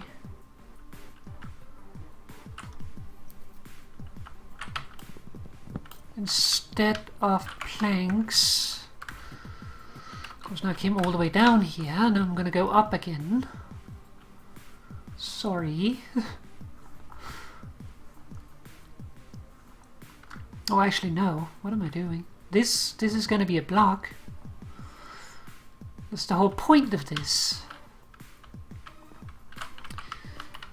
Of course it is. For now, let's replace it with this. Okay. It's going to be a little tricky to do all of this. This one here. Let's place stone in that. Okay, so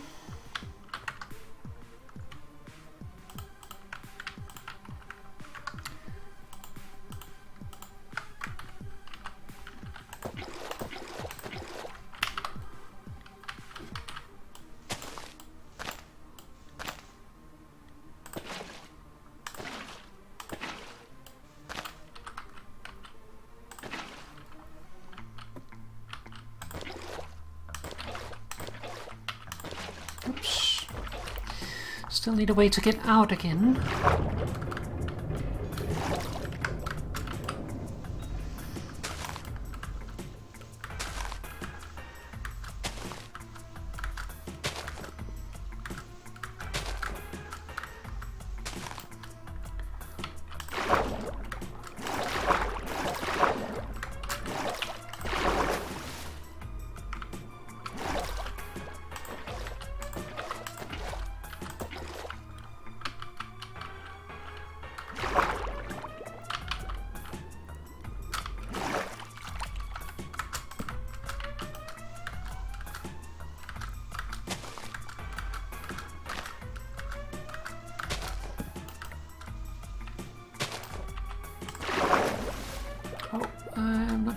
got the top block there.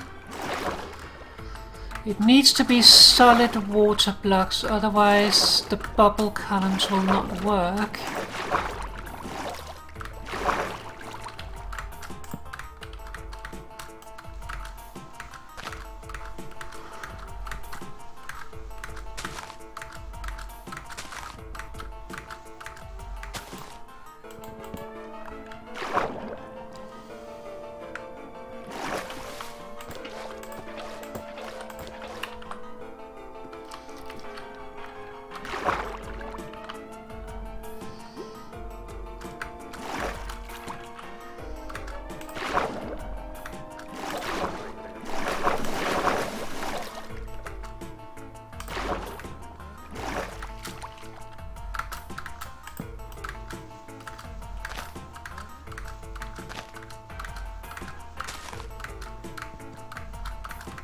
Damn it, stop bobbing.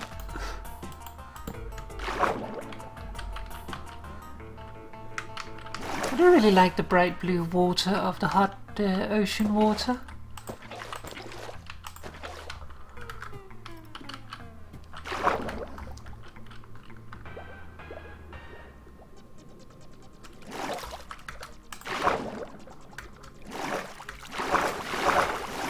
Did I do that right?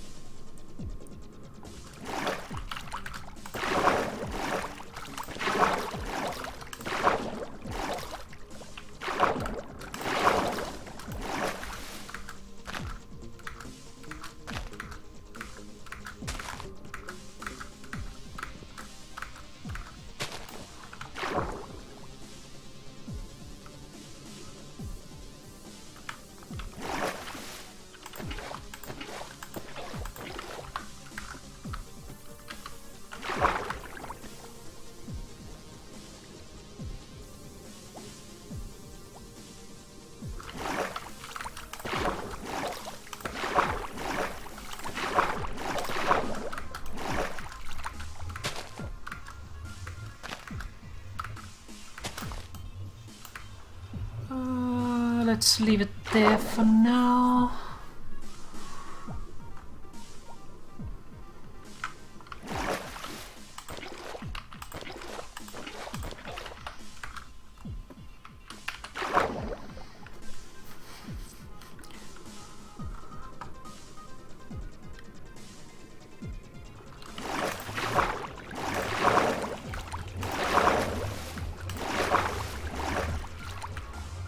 Okay.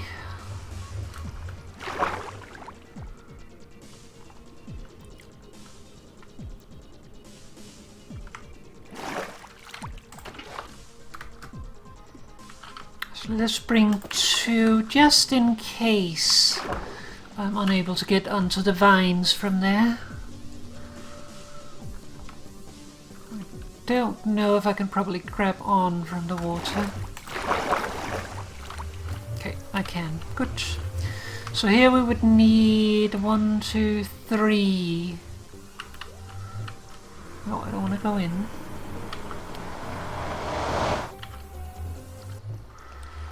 Okay.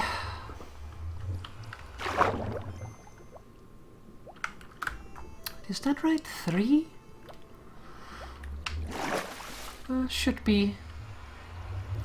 We will have pillars that are hovering in the air, but I think it's preferable to the alternative rather than like screwing up the floor and stuff.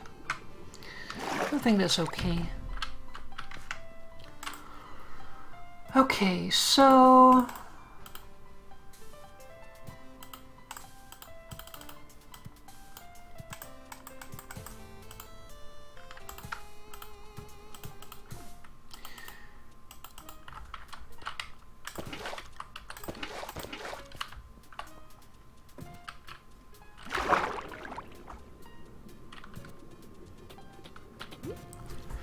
Ba, ba, ba, ba, ba, ba, ba.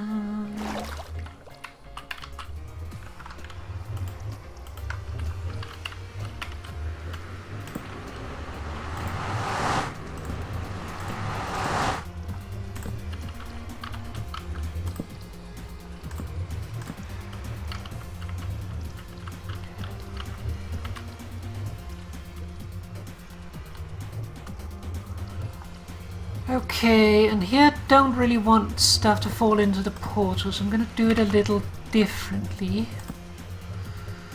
Instead of placing like I have before, I'm going to use dirt.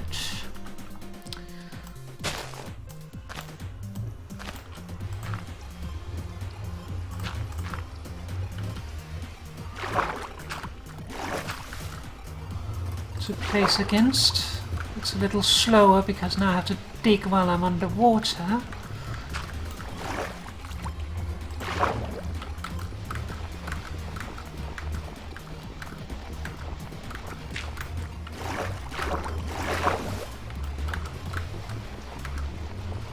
But then I don't end up having my honey blocks fall into the nether, and then I have to go fetch them and stuff. So all in all, I think it's a little preferable.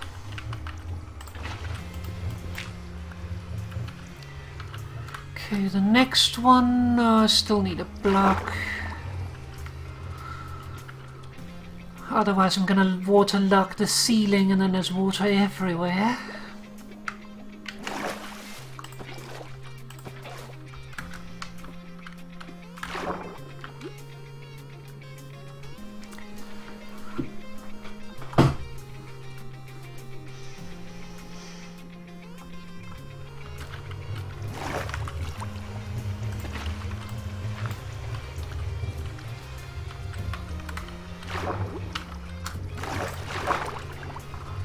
Right, the water column is in place.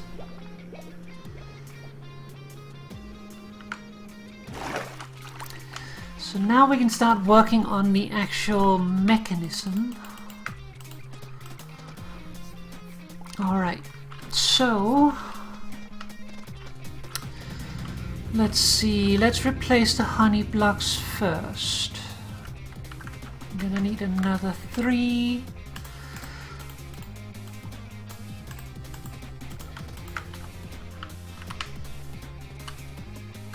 Just in case we have a spill or something.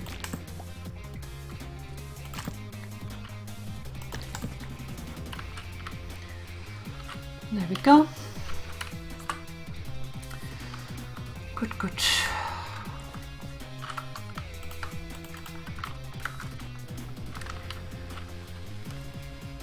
So, first of all, let's get some stuff here.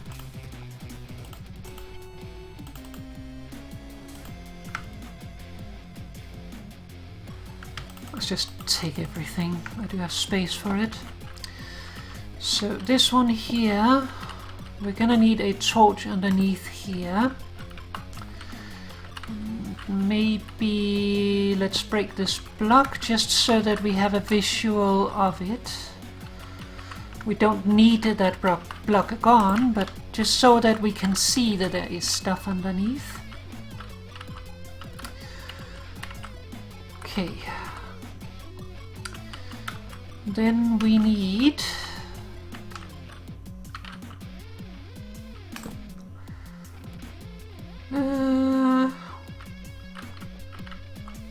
let's wait with placing that one just so that this one is still on. Oh, wrong way. These needs to go there. Then we need a piece of redstone on top of each of them. And a torch underneath, or on the side rather.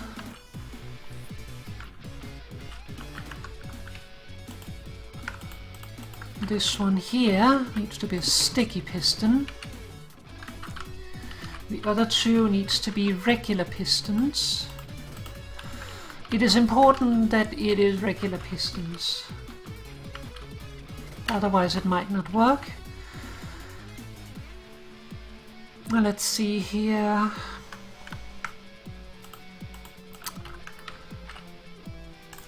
This one should go there.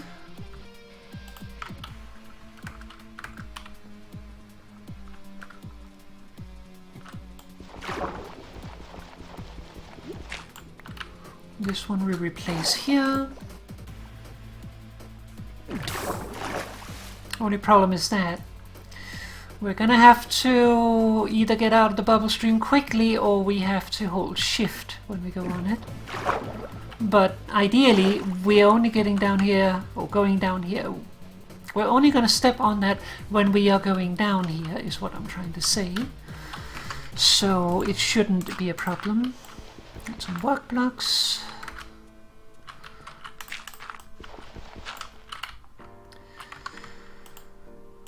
Oh no, the other one. Regular piston.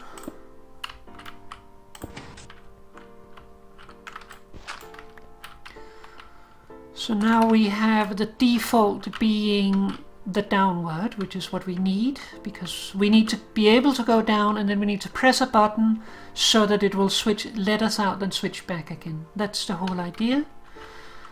So let's continue with that. Need the torch. You need to go away. So this is our input. We can test it out actually. Button.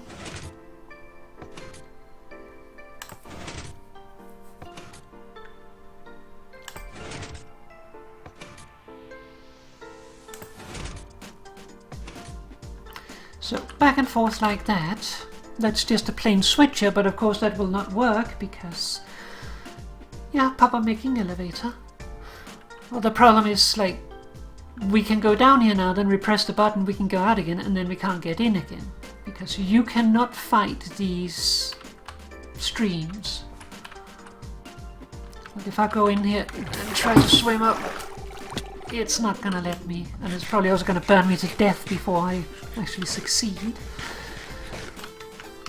So, we don't want that. So, what we need is my redstone torches. We need one here. We will also need one over here. Then we need a piece of redstone. We need a piece of redstone. That's all the redstone we have. We need redstone repeaters. There and there and there. That is the rising edge detector.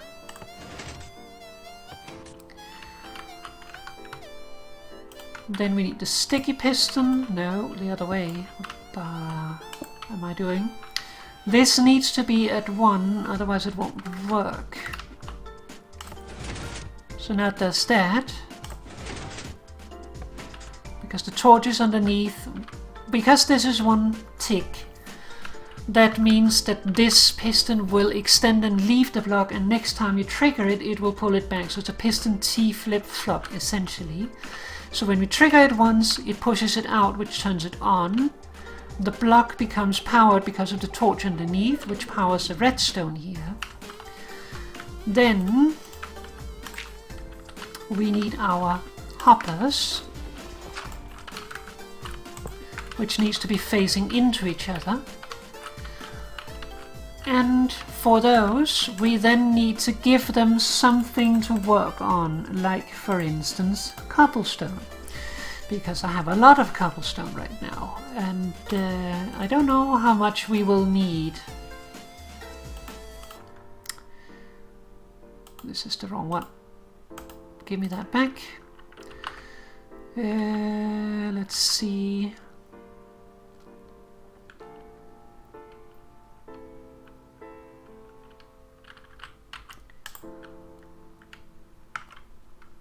Where is it? This one. That goes there. These go in there.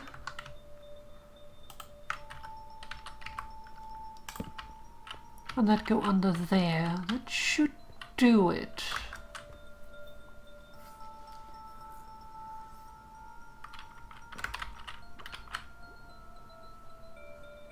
It's the bubble color making noises. So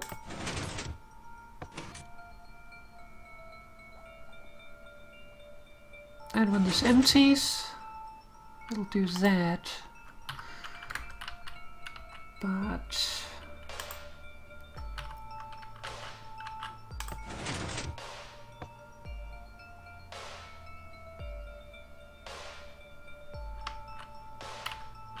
okay.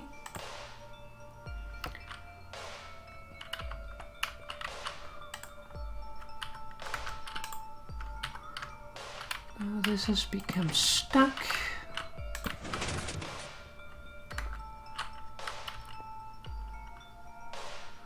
What have I forgotten? Let's see, test world. This one. I need a torch. I need to invert that, which is going to be an issue. Let's see, single player.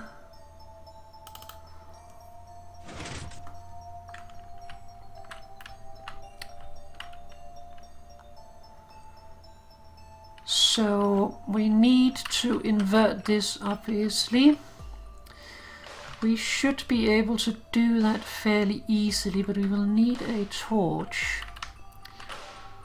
Yeah, I forgot about that little torch, but of course, because otherwise you have this that we have now where it sits and vibrates between the two, which is not what we want. So what we're gonna do now, I'm gonna grab this so that I can swim out.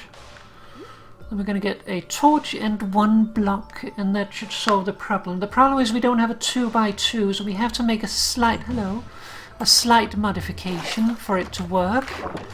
But it should be very simple to do.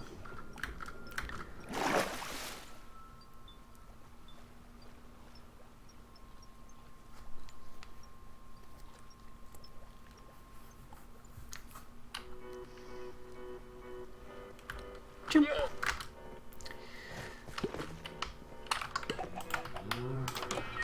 Alright, so I'm gonna bring 2 pieces of redstone just in case one is not enough. It should be, but sometimes it is a little teasy about that kind of stuff. It's about, like, it's the whole thing about remembering the difference between strong and weak powering and stuff, and when it transmits power and all that jazz. That can cause some issues.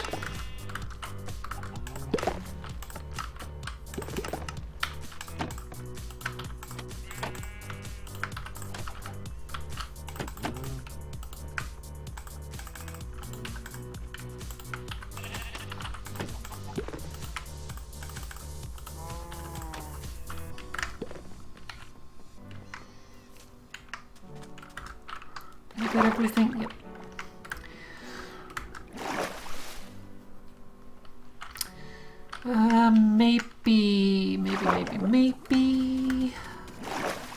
Maybe.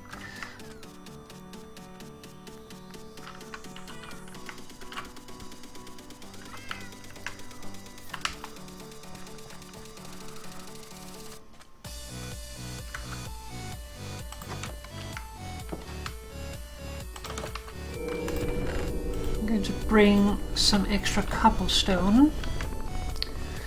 Just because we are going to need to adjust it a little bit so that we have enough time to get out. We don't want it too long, because if it is too long, then we will end up going up by accident, sitting at the top and having to wait for it to switch over again. But we also don't want it too short, because then we won't be able to make it to the top before it suddenly sucks us down again. Which would be funny, but it would not be very effective.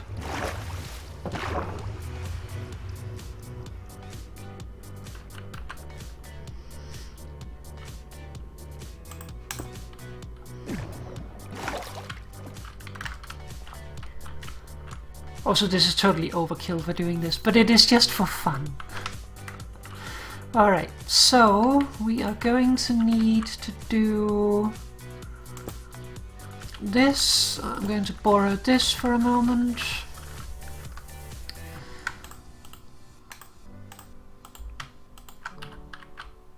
So if we do that, this should now fill up entirely and stop. And if I flip it, yeah, that does not work right now because blah. So instead we leave it there, then we take a dirt block, do that, that'll power it, and then we'll unpower it. Good, works. Now we're done.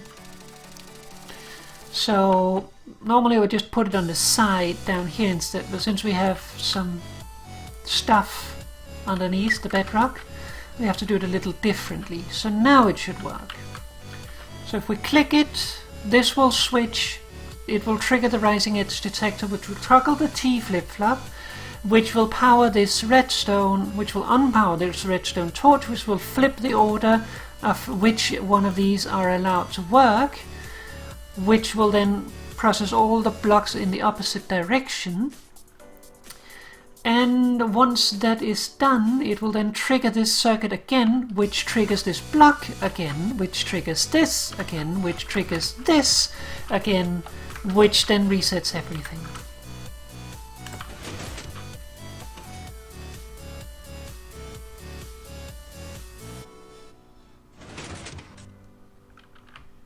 We're probably going to need twice the time for that.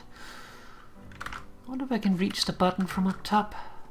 Like, we're probably going to have the button over there in the wall or something, so we're going to have to click it, run back, and then go up. So there needs to be enough time for that. Zoom!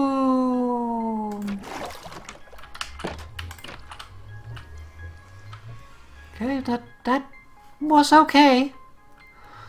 I'm pretty sure I'm going to need more time than that, but that is good.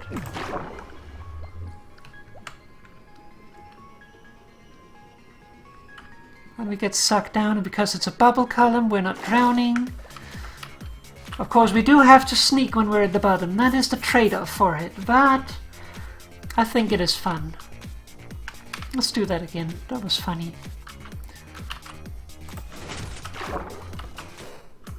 So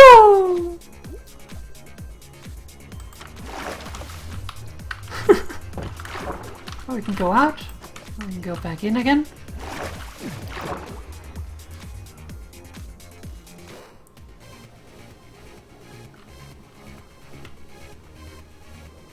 And we can get down faster as well. Let's do it one more time. This is funny. Launch!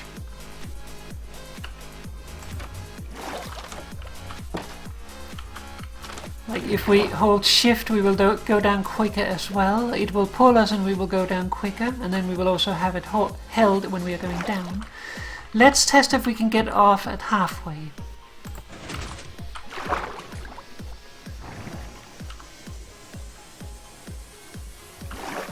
Not a problem. And what if we are going down then?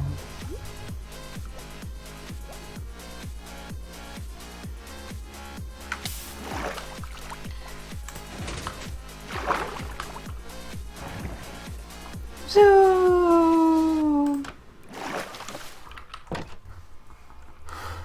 Okay, let's see if we can go down. Yeah, not a problem, because it sucks us down slower, we can get off easily. The downside is now, once we come out of the nether, we will have to go down because I cannot fight this stream. Like, I'm pressing up at the moment, I'm trying to sprint swim up, and it is just not allowing me anything. So the downside is we're going to have to go down to then go back up again once we leave the nether. But in exchange for that, we get fun. So 16 seems like an adequate delay for like going up with us having the button right next to it. So then we just need to figure out if the button isn't right next to it. We could also very easily, if we put a redstone on top of here, and then have, for instance, a band of planks around this central bit, we could just have the button here, right above, on the floor, and that would work. Then we don't have to do any extra wiring, but I might still want to have it over here, because either way there is this delay to consider, which is the launch delay. Whee!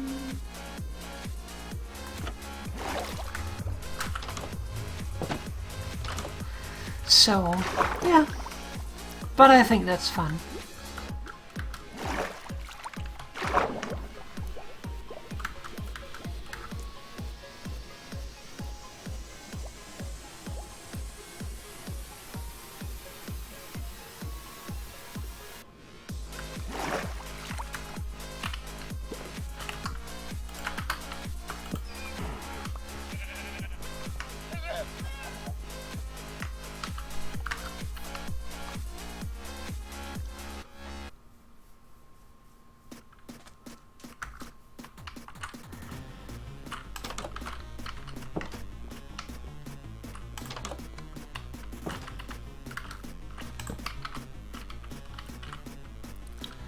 Alright, let's get back to this project then. Let's see. How do we have the other room looking? Using birch on the wall. Just plain birch logs. Acacia ceiling. Okay.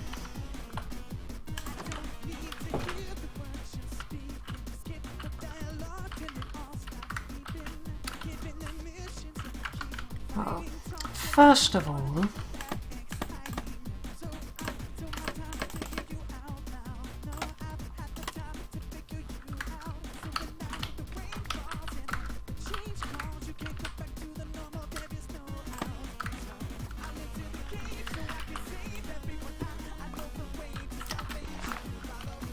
actually, just to avoid losing as much gravel as possible to what is it called, flint. I'll do it that way instead, because you only get flint if you break it by hand. So okay.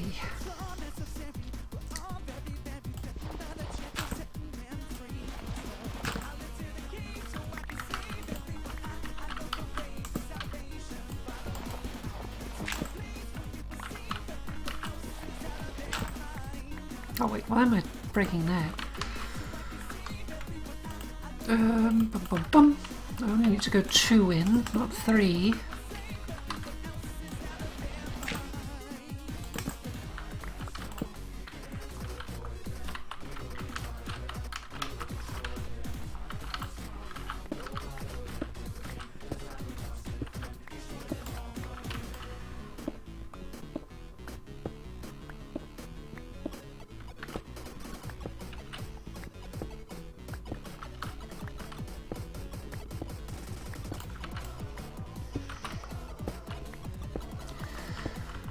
And this is also one of the places where we are doing complete overkill, because what I'm thinking is just making these 2 walls into an entire big lamp.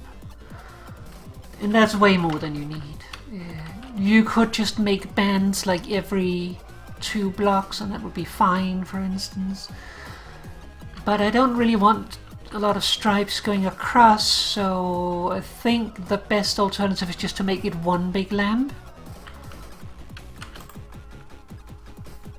Oh yeah, brought the grass block down. I actually wanted to place that in the basement. Oh well.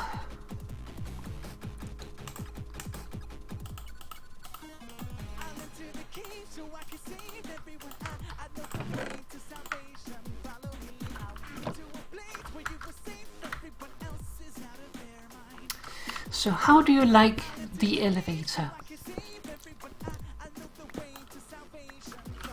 I think it's definitely an improvement from just using vines. The vines, they served us well. But now that we actually have some proper redstone and stuff, I think it's a very fun solution.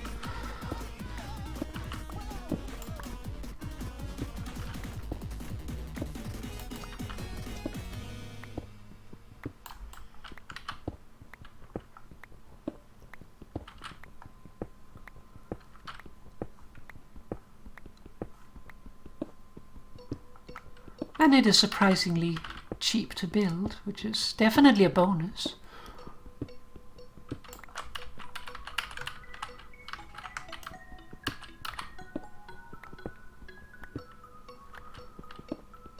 Like, I remember back in the day, like when I started playing Minecraft, as I've talked about before, I started gaining an interest for Minecraft because I found out that it was a game where I could do digital electronics, which I was studying to be I was studying to be an engineer at the time, so that appealed to me.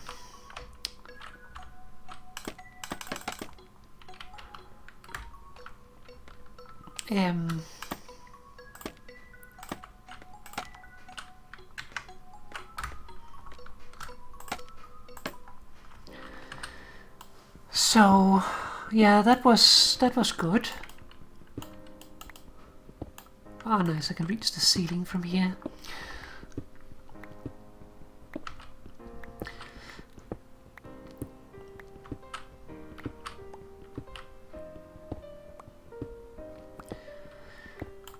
But back then there was only dust and there was only torches. There was no repeaters, there was no hoppers, there was no comparators, they came way late. There wasn't even analog signals, only on and off. So there's a lot of things you couldn't do back then, and a lot of the stuff you could do was significantly more difficult, like doing a T flip-flop. Like, even once we got pistons and stuff, T flip-flops still took up a bit of space and were a bit complicated, but like now you can do stuff like the rising edge detector, do a single pulse, have it trigger a piston, and then you have a T flip-flop. Of course you do need those two circuits, but you have that all working together. The reason I picked a piston T flip-flop for this project is because we already have the piston noise. I always pick my solutions based on like the surrounding things, because if you have something like a piston already going, it doesn't matter if you have extra piston noise. But if you don't have to have extra, or if you don't have piston noise already, you probably don't want to have the noise of pistons going. So pick your solutions according to that. Like if I wasn't doing a piston T flip-flop, I would probably do something like a hopper dropper loop. That is also one I have used a bit.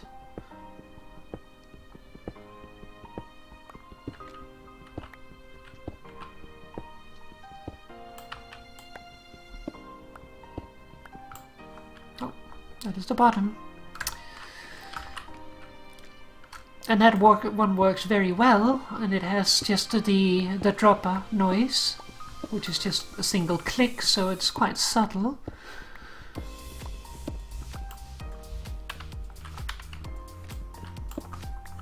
Did any fall down? No.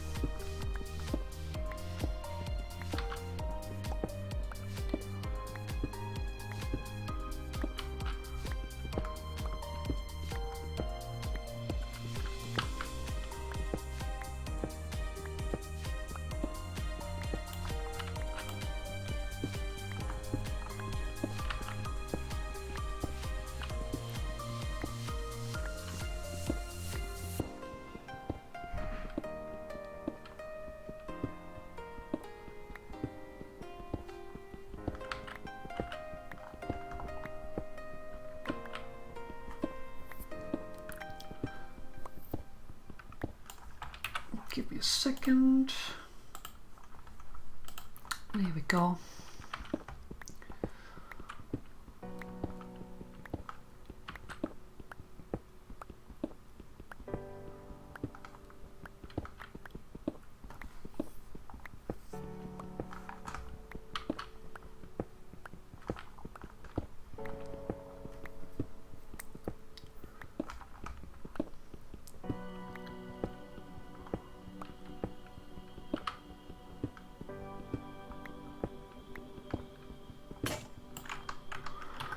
Bums.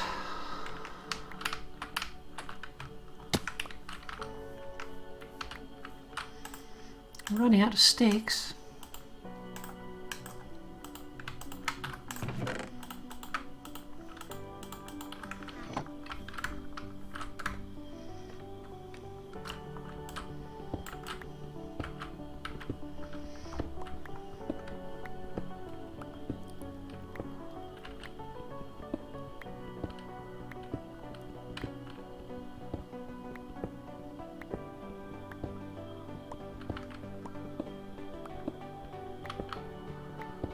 But yeah, redstone, that was always the thing that brought me in, and I still love redstone. I am probably a little different to many people who do redstone in that regard, because there's a lot of people who do redstone who do like big flashy projects and stuff, and I don't really do that.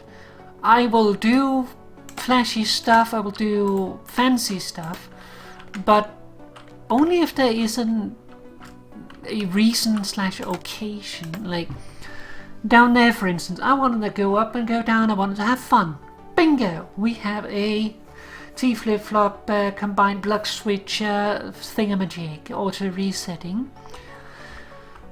But like, I'm not gonna sit and make something like just to be flashy.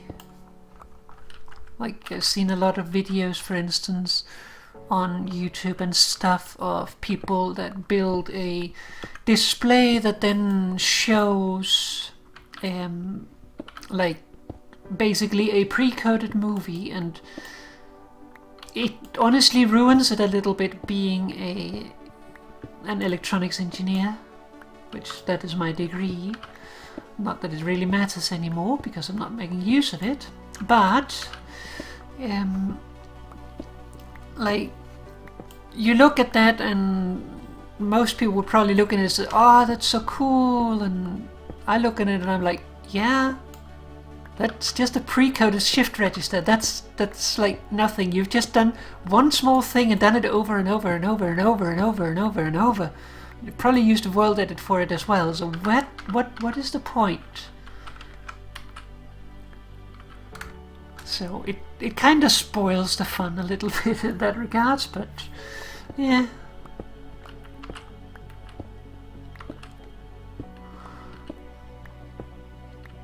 Like a computer? What do you mean?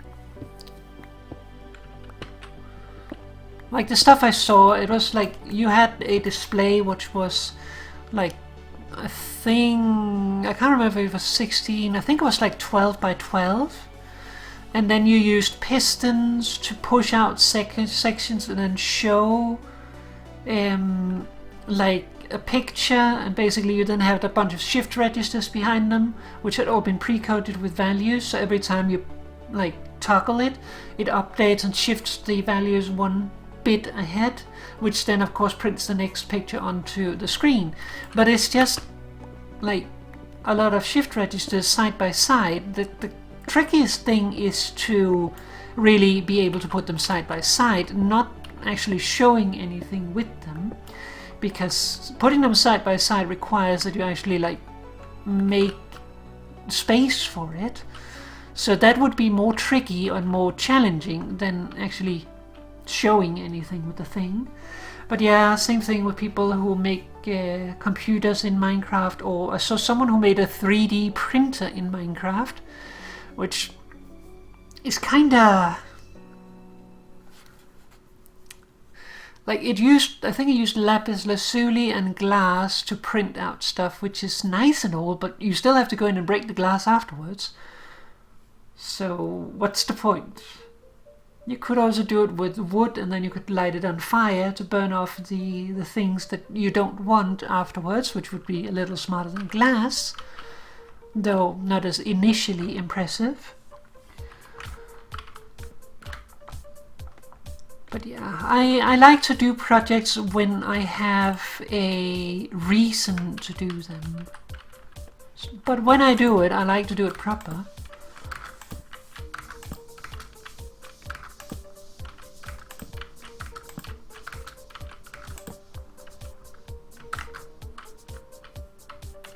Thank you, Honey Block. The Honey Block broke my fall.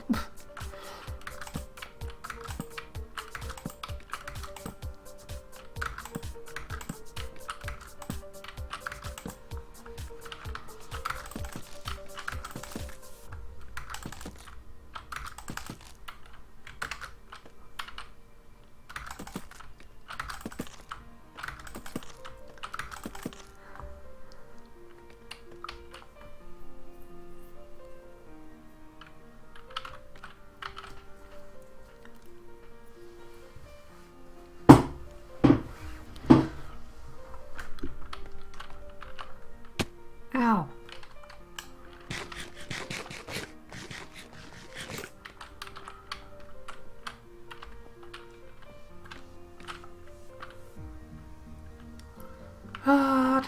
See, now we need to figure out what to put behind here. And I'm tempted to use lime green concrete powder, because we'll be covering this in leaves, so we will have this slightly yellowish color, so to give it a little bit more green maybe, but then again it might not mesh so well because we will still have the yellow behind it. I'm not sure, but we will have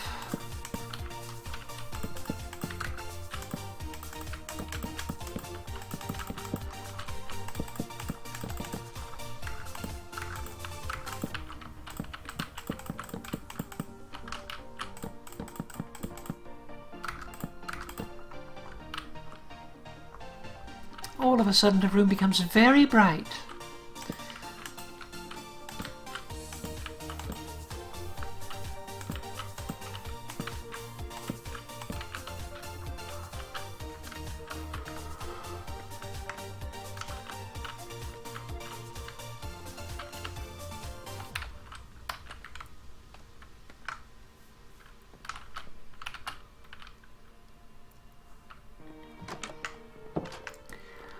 Okay, let's make some more pumpkins.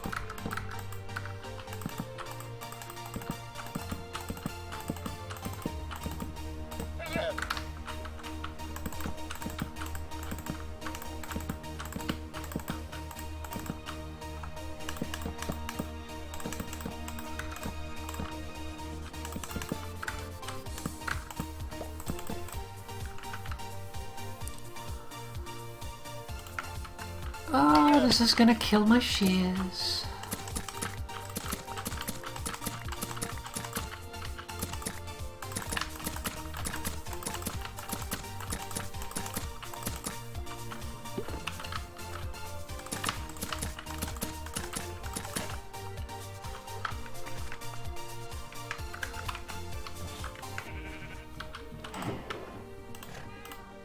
No, not my bottles.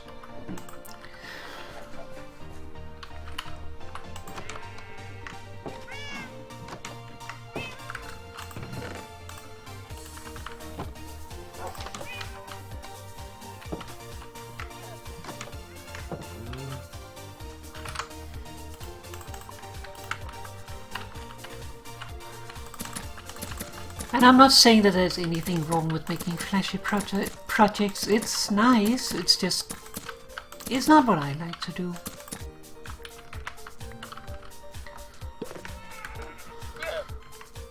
I like to have a proper use for my things.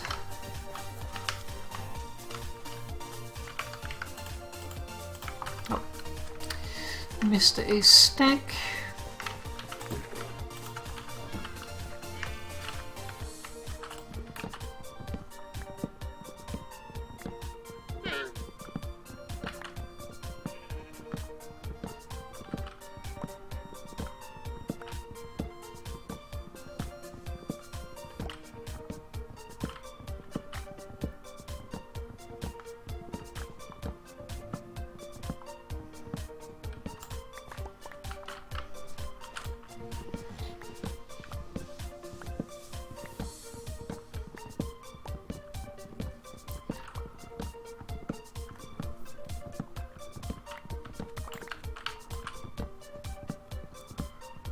It's also the same, like when I make farms and stuff, like as with this one, if I make a farm that runs automatically, there is no sense in making a farm that will make me 1,000 bamboo in an hour. I'm not going to use that. I'm not going to sit and babysit the farm, so I will not have use for that much. So why should I do it? While like a lot of others will do like a lot bigger projects. Like you have people who make the biggest possible netherwort farm, and yeah, I guess it's nice if you have 15 villages that all buy netherwort, then sure. I guess in that case it is nice to have a lot of them, but oh, I missed the sticks. But I don't force grind my materials, I don't find it fun. It's the same with the bees. I could make something automatic that does a lot of efficiency stuff, but I just like to have the bees around because they're cute.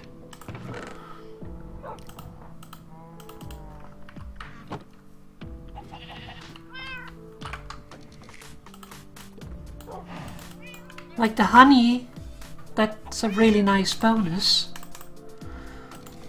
But in the end, I just wanted to get some bees because bees are cute.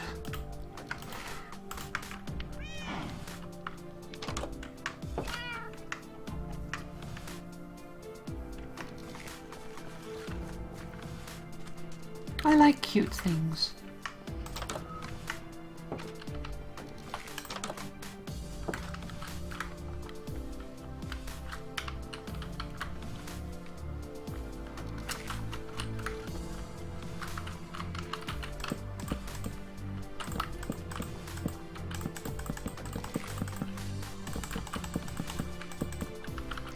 I'm gonna have to make another batch.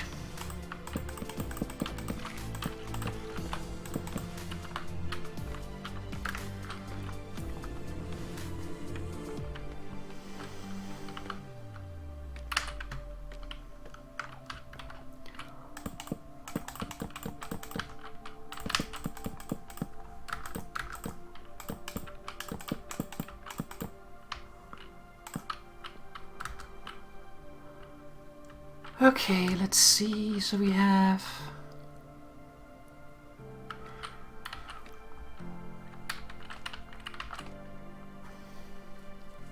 okay.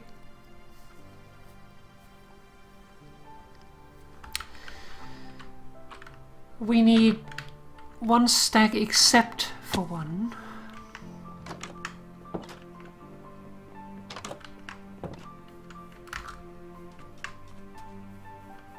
Which is way too many pumpkins to use for this. But yeah.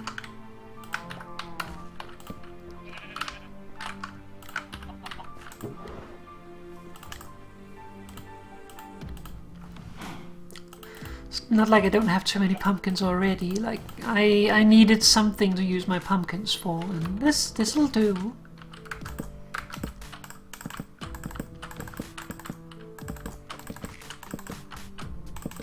Ah, fuck.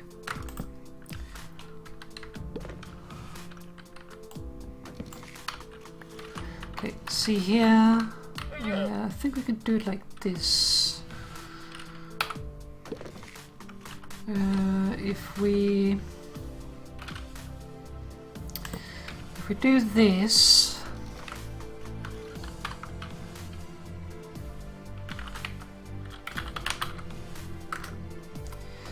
set block -5, 63, -199. Just showing how to do this. Minecraft grass.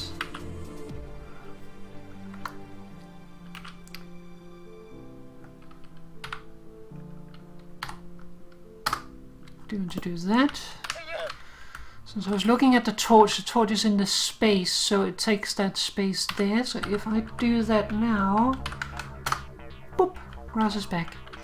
Just to show how you can replace that, like, you can't place those normally, those generated with the world, and I kind of like them, so I try not to break them, but if they break, I allow myself to put them back. They were there originally. The game said they should be there, so I think they should be there.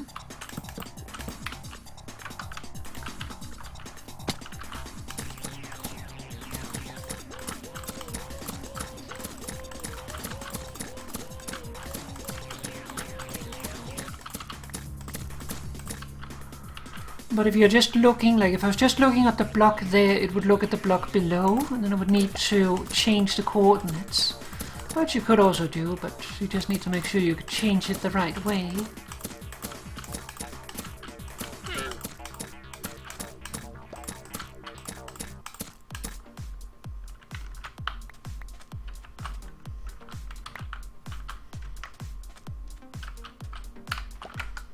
I feel like yeah, of course I am.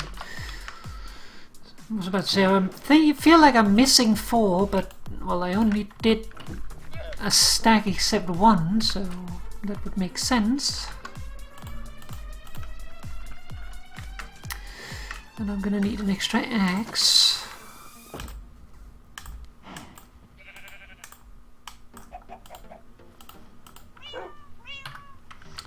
So set block, coordinates, Minecraft grass.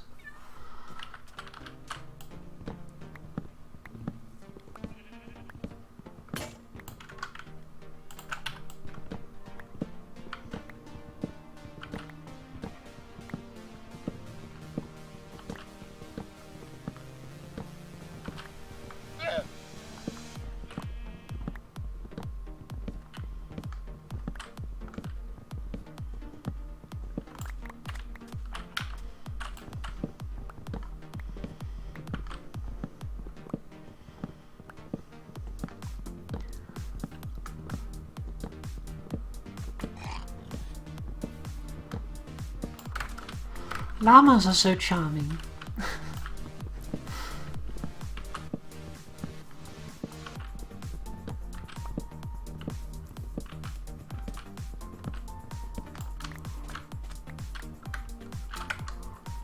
Some of the sound effects they gave them are a little...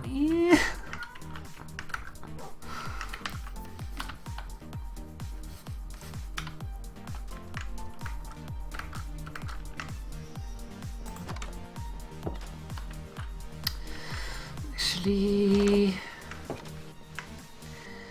I will need some more bamboo again, some more sticks.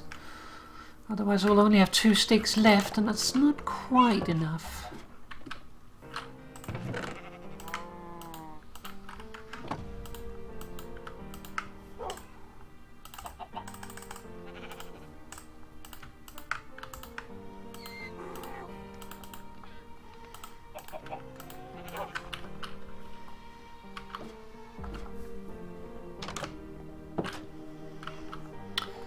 Oh yeah, sometimes bees can also get stuck in fences, so keep an eye out if you have fenced areas. Your bees might be sitting behind them.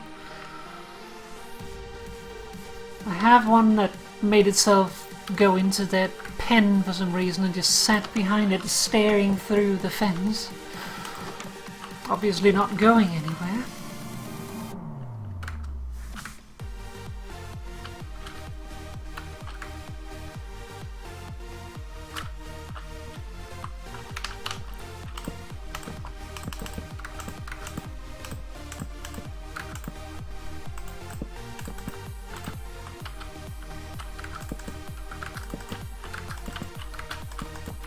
I'm so glad they changed it so that you can place them without needing a block underneath.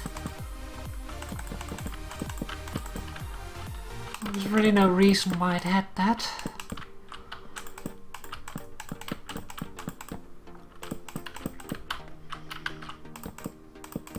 There we go.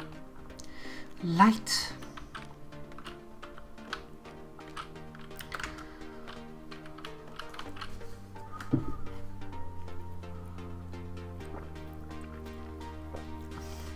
But yeah, we probably won't be doing the wiring today because I need to think a little bit about spacing for it and stuff, and that will not be the most interesting thing to watch. So we'll just build the look of the stuff today.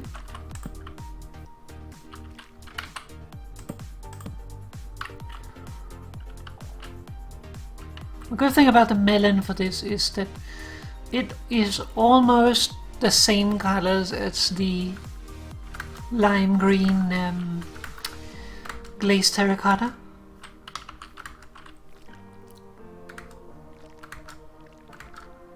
Isn't that a good sound? It sounds sticky. Okay. So what do we want behind there?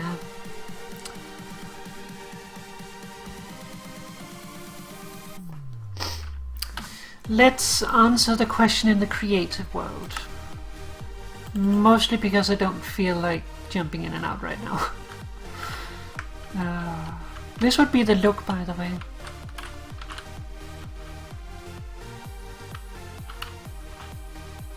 I think that looks nice. Also here, just to demonstrate.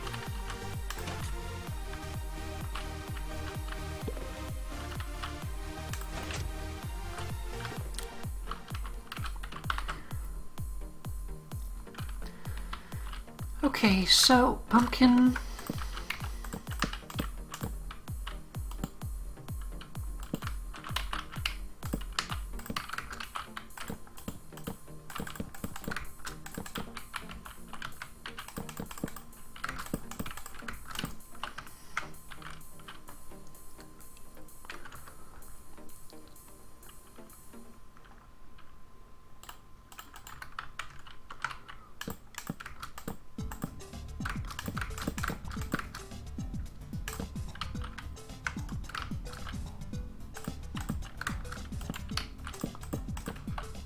So that is a mini version of what we have.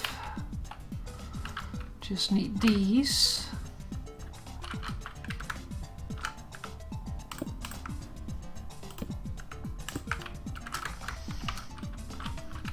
Let's just remove that. Okay, so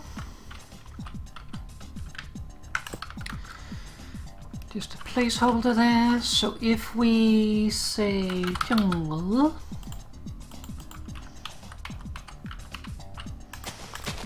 it's not going to be completely representative because we don't have the yellowish leaves, but we can see a little bit of an example. So if we use lime green, for instance,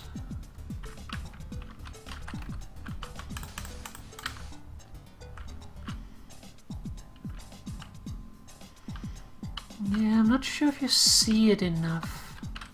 I do kind of like it though. Yellow is also an option. I think that might fall a little too close to the pale yellowish of the leaves.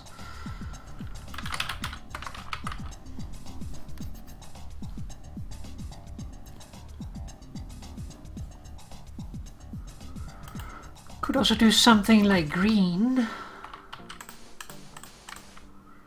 that is darker, so it'll be a little more subtle, while still keeping to the green theme. You can see the lime green or green.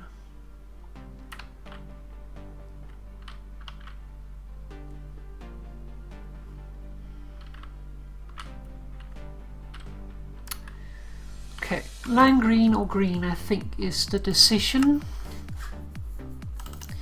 We can't use like concrete. I would like to use concrete because I really like it, but we can't use it in the general room here because it's going to be filled with water, so anything in here concrete wise would be turned to actual concrete.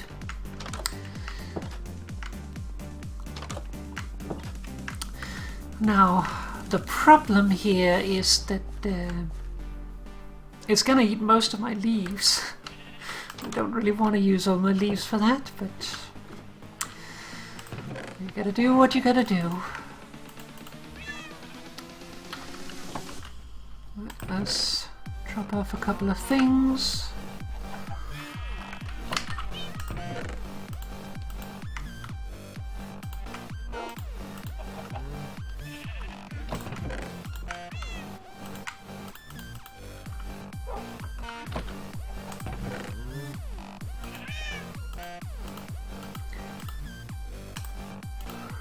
I think that is the ones we are going to need. Oh, I actually had some jack-o'-lanterns already pre-prepared. Huh? Well, that's too late now.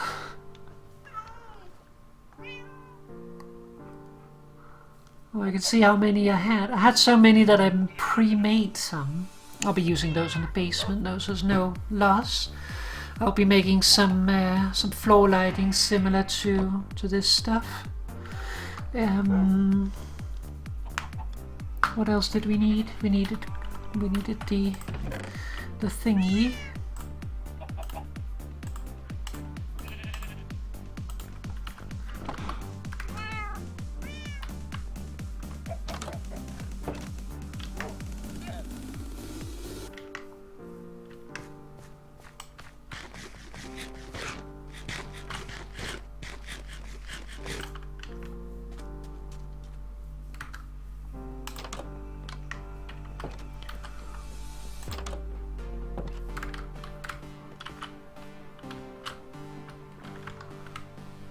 Okay, we'll do lime on one side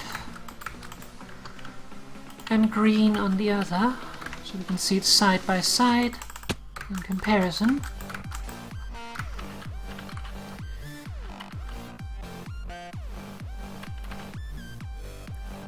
I kind of want to take this down, but I kind of have to.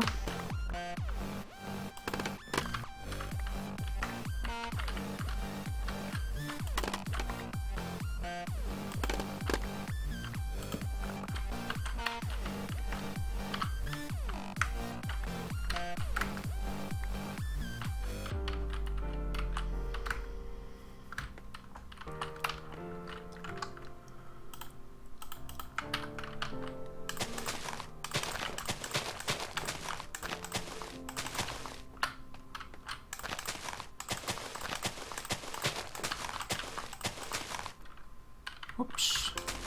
I guess we're placing one more then. And yeah, I have seen that one up there.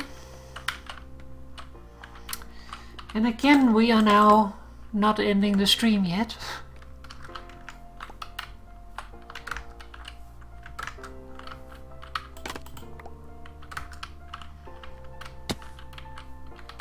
Okay, it's not gonna work. We will do it. Pick me up.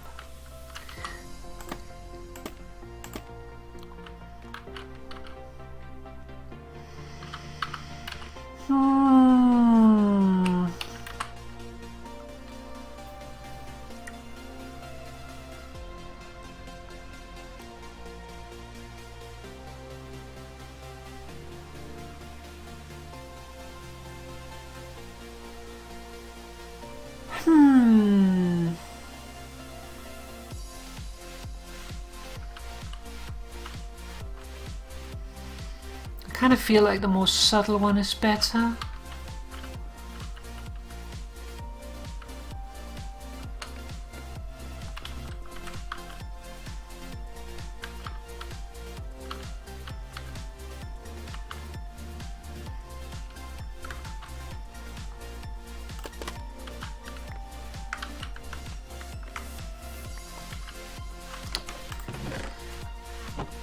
But any thoughts?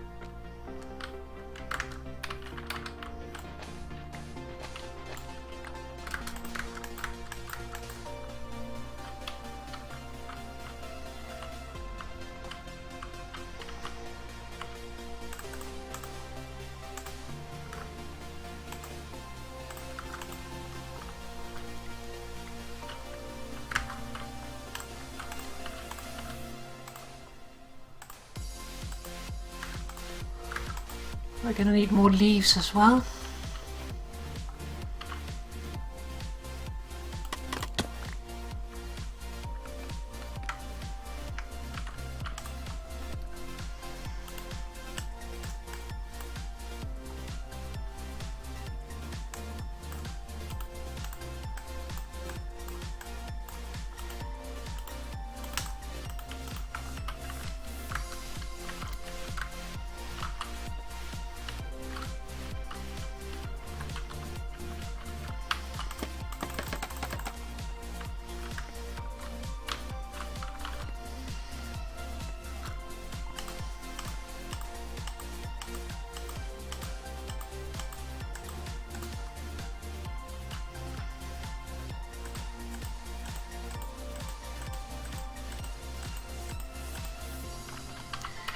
Because there's 11 up.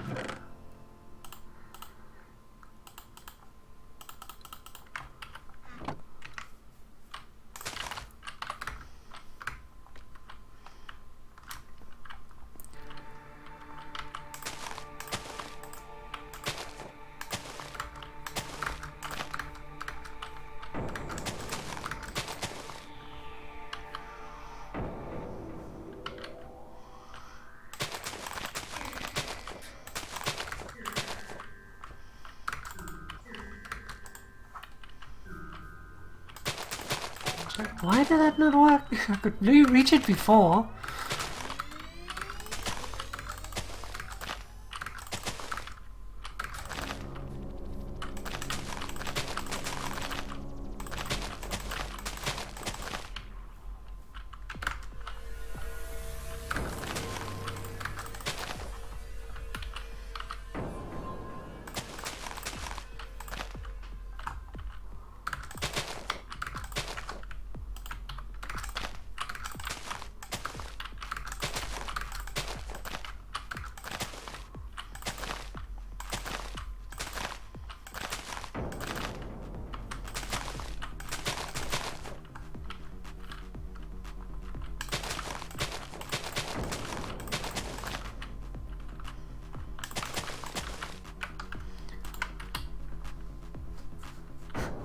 No, music not say stream in.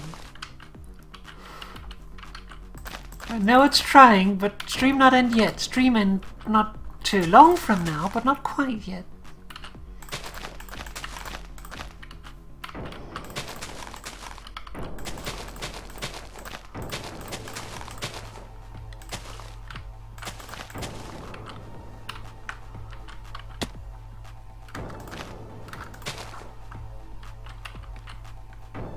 Do we actually have enough leaves? Looks like we do.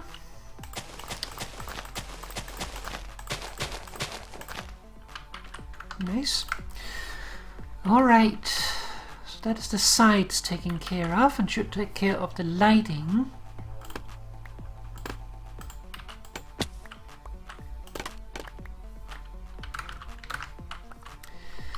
So then we need to finish with the melons.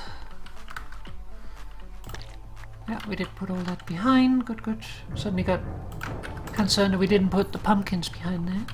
So we need to finish with the melons. We need to put in a roof, which I am a little unsure about. Mainly because, like, it's a very rectangular room at the moment, and we could do something with that. But the question is what we should do. Let's see, out here we have jungle for a ceiling, so we might continue that in here.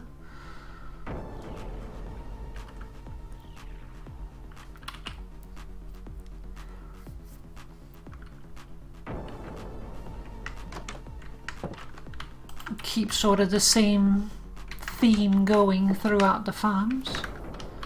Or at least something that is comparable.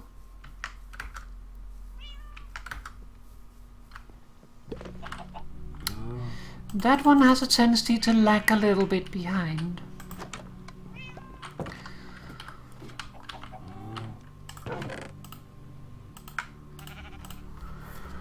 Okay, so should have brought the green back with me. What did I come over for? I came over for stuff. Give me some stuff. Do we have any pre-made? We do.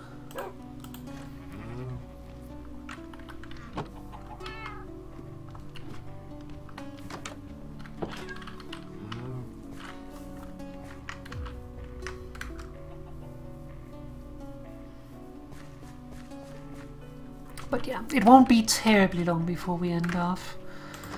Just want to do a little bit more work here.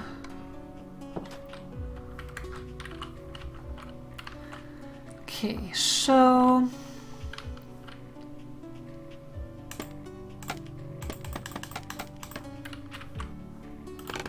one second.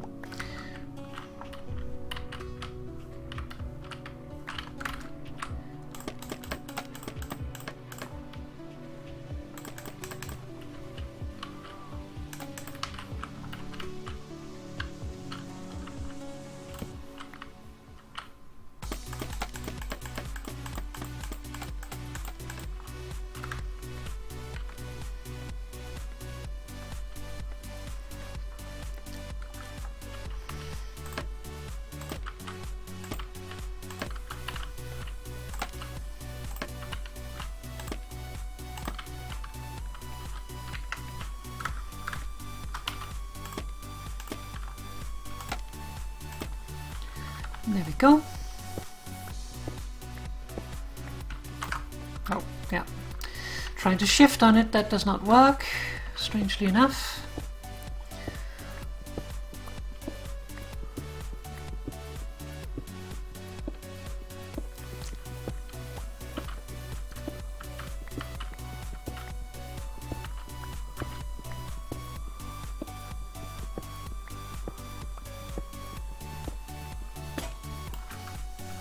Bums.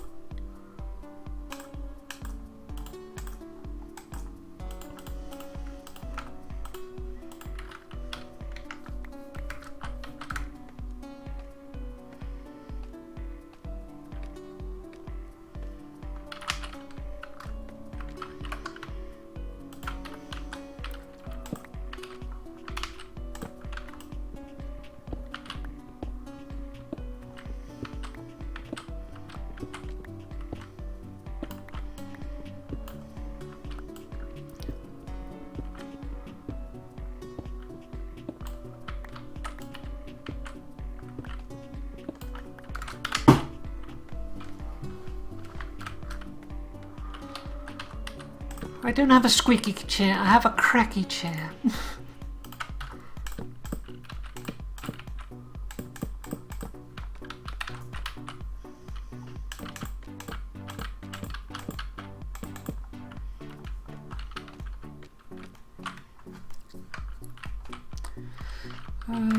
Let's see.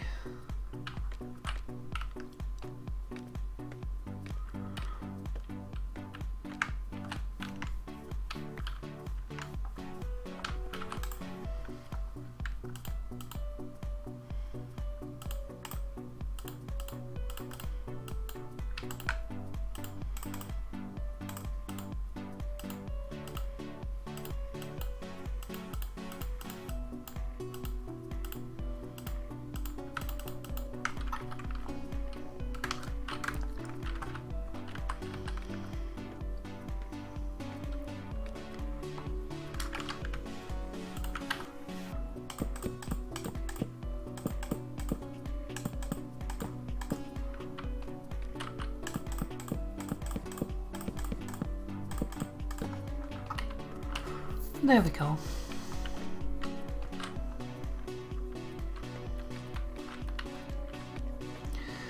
And then we'll have the observer in the wall, probably on both sides just for symmetry, even though it might be better to have it on only one side. The reason why it is better to have it potentially only on one side is that they grow at random speeds, so random intervals. So, like this one here reaching that height will be a random time. But if we have both of them, whichever one is shortest is the one that we will go after, which gives a double chance that everything is lower than otherwise. Because like this could have gone all the way to the top while this one is still down at the trigger, but it would have triggered earlier because this one is further down. Oh, thank you for the party. Hello there, welcome. But yeah, like it's probably a bad idea to have both of them, but just for symmetry I'd probably do it anyway.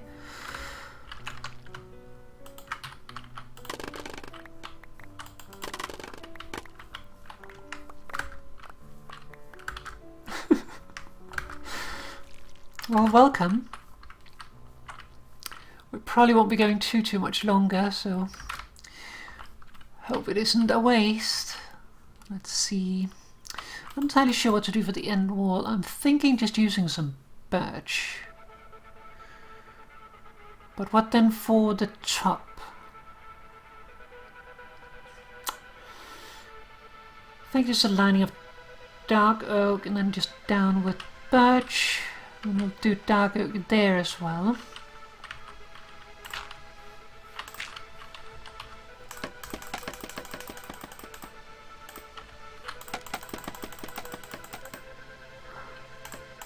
Hi there, welcome.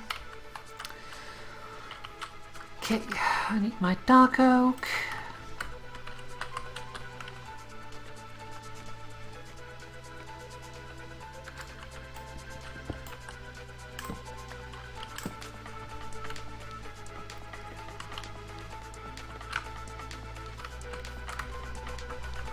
And we'll mirror that over here, even though it is not technically necessary, but just for the sake of it. Alright.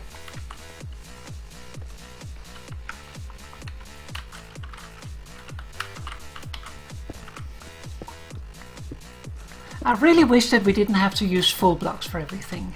Like, you can do so much more interesting things if you can go without the full blocks. But we do need to use it so the things can't fall into cracks.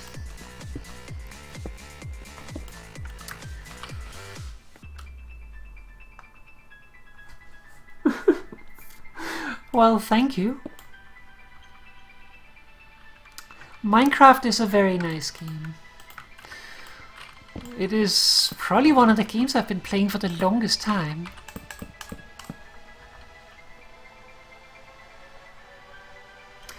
Yeah, it's going pretty well. We'll show what we've been doing today. It's been a redstone-y day. Let me just finish this wall and then we will get to that. So, let's see here. So what we have been working on is this here. None fell in there. This is going to be a bamboo farm. We still need to hook up all the wiring because we need to move it in here and I need to dig out some space for it, so I haven't gone ahead and done that yet. But we are starting to set things up finally. We have everything set up. We have the sticky pistons behind, honey blocks to push, spaces to plant, spaces for a water path that I haven't put in yet. We will be replacing the... what is it called? I might have to rethink the top there a little bit. We'll be placing some dispensers in the top there so we have water flowing down, observers there. And the wiring we made a couple of streams ago, which is out here. Just a demonstration sort of thing. So this will be the observer placed in there, which will trigger, dispense 4 cobblestone into this one. When this one gets triggered, then this lamp will go on. That will then do a trigger on this one, which we need a bucket for. Oh, there. So when it receives the first update, the lamp turns on, which is the pistons extending. The water turns on. This is a falling edge detector. So what happens is the bamboo will break, water will pour out over the place, or rather, bamboo will grow, that is update 1. Bamboo breaks, that's update 2. Water flows, that's update 3. And then water goes away. And update 4. It has long enough time that this can go back in. The water gets picked up again, which means that it is reset for another run.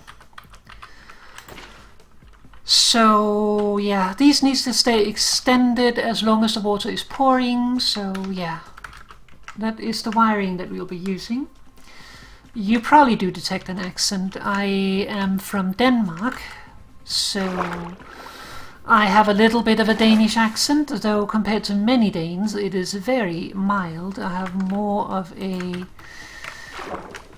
British accent, but not a real British accent. It's my own brand, I guess. Basically what happens is I went to... I think I heard it drowned. I had English in school and, well, my English teacher told me that I would have gotten max grades if only I'd had a little bit more of a British accent. So that summer I went home and I practiced my British English. So that has severely increased my both my ability to speak English and also bettered my accent.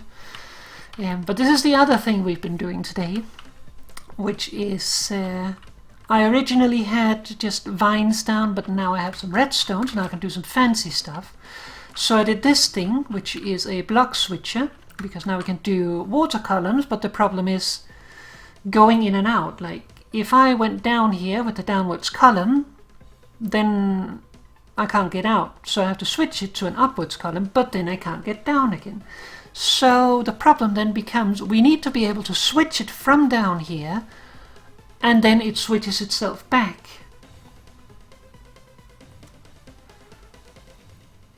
Yeah, I don't think we have an accent choice for our English. We just have English.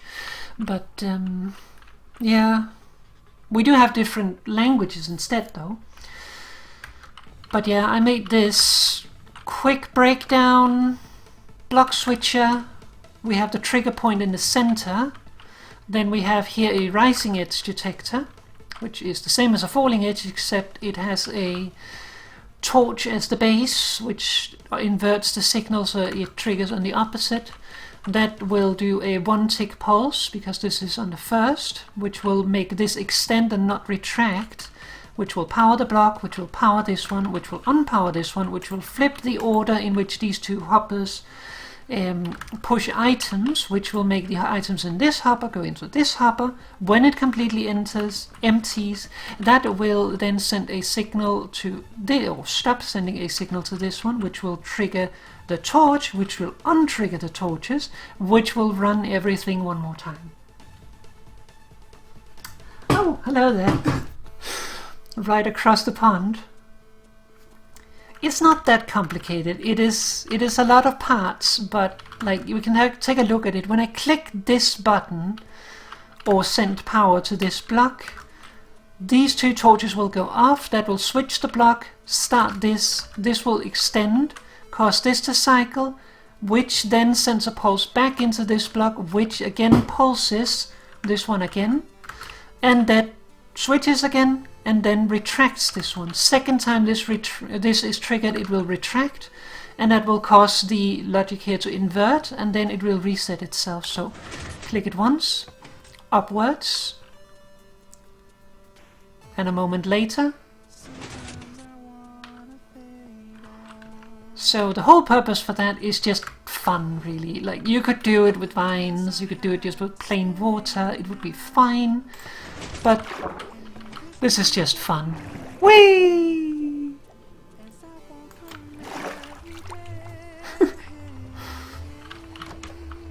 And now we can go down again.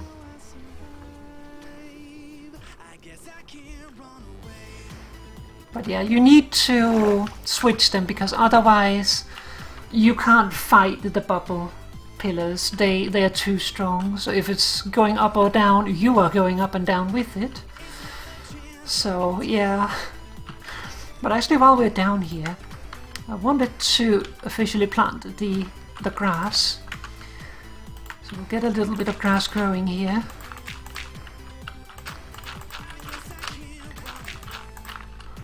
So we will have a little bit of a work floor below the floor level here, just so that I can look around. Some lights so it can grow, and then we will be doing some lighting up here. I might do one already around there, but I need to figure out precisely what pattern I want down here. But I will figure that out.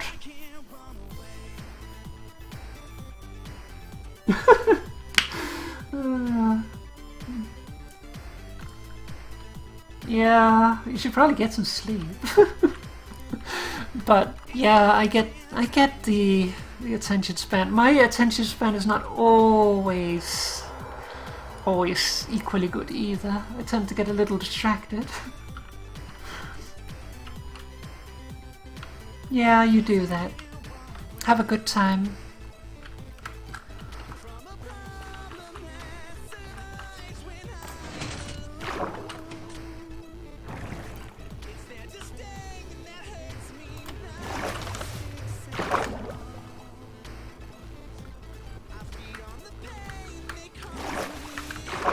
A little too high. Thank you. You as well. Happy New Year when it comes to that. Won't be long now. It's a little weird to think there's so little left of the decade. Not that it really matters, but it is just a weird thought.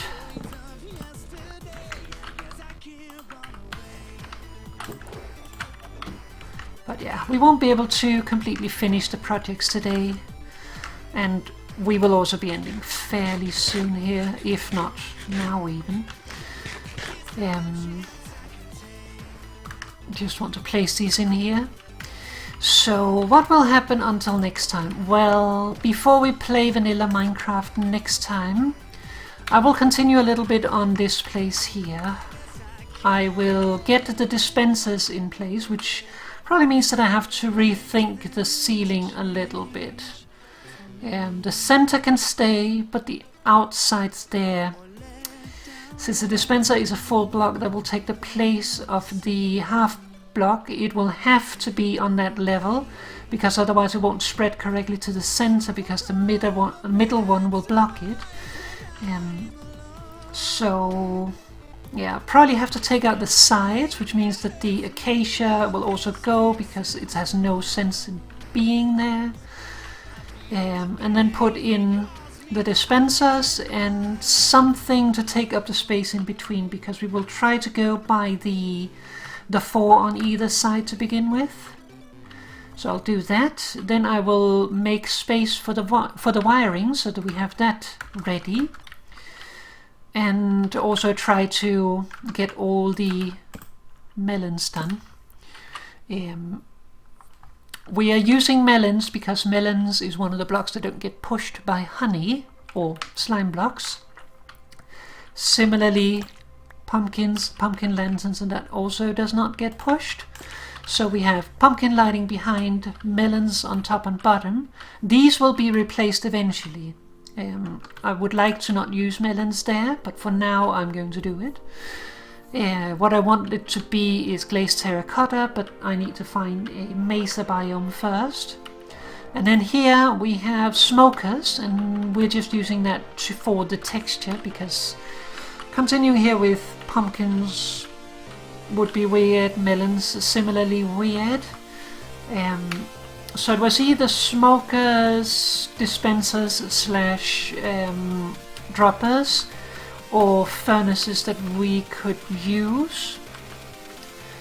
So fairly limited options, but I think this works pretty well. It's a little, obviously a little like steampunky almost in look. So yeah, and I'll probably also get the bamboo growing in here. I don't know if I should put them in already.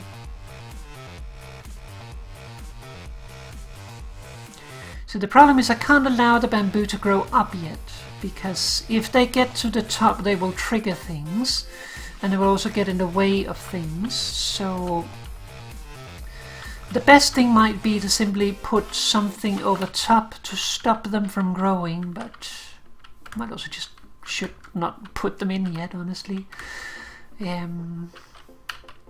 So yeah, that is the option. And in this room here I don't know with yet. I might finish up this room, or I might leave it as is for now.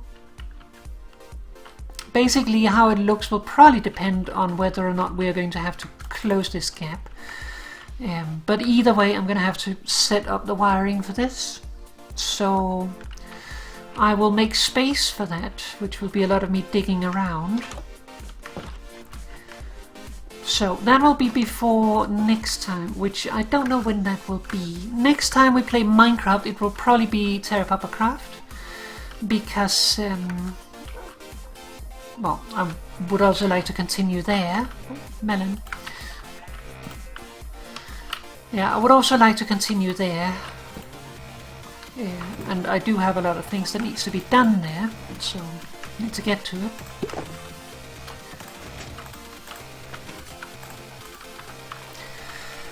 And that might be the stream on Tuesday.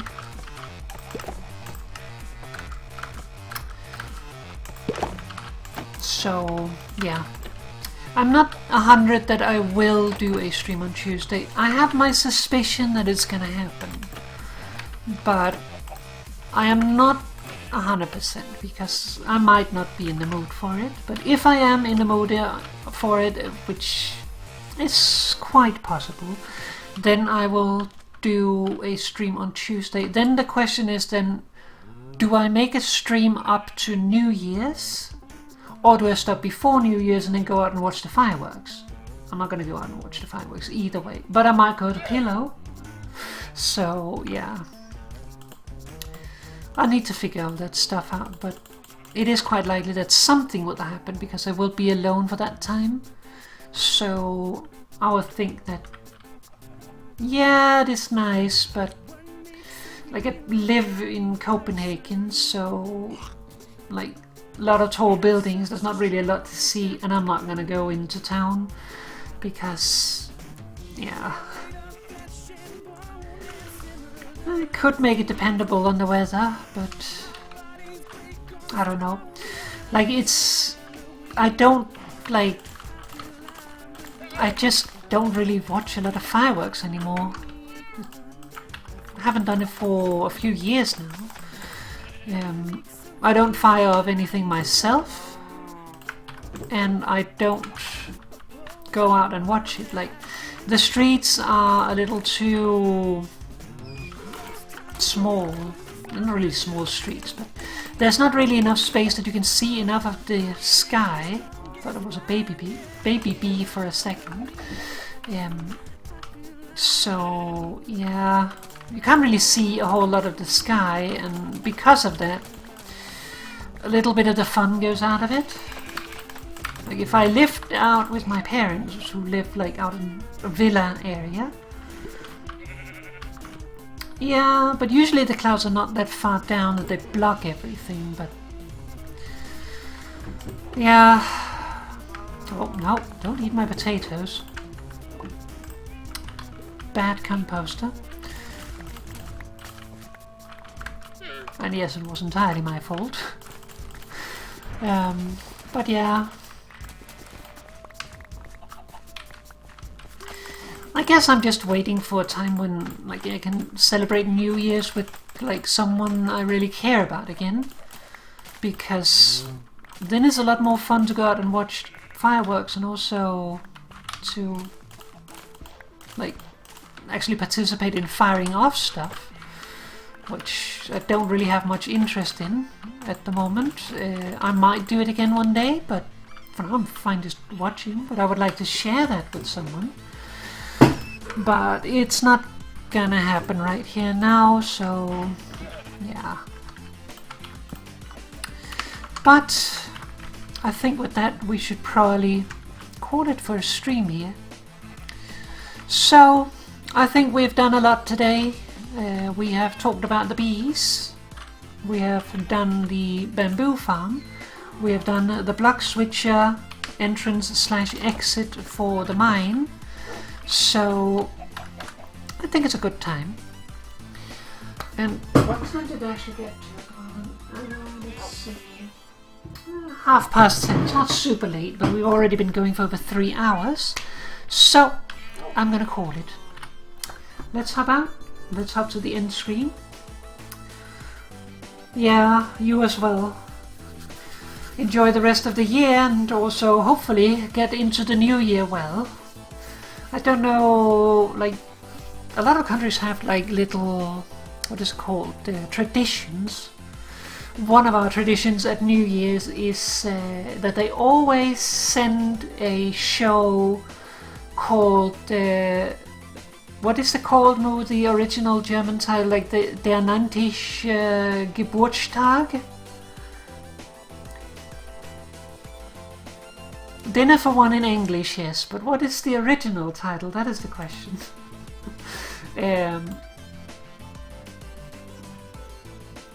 Yeah, it's like it's made in Germany, so I don't know.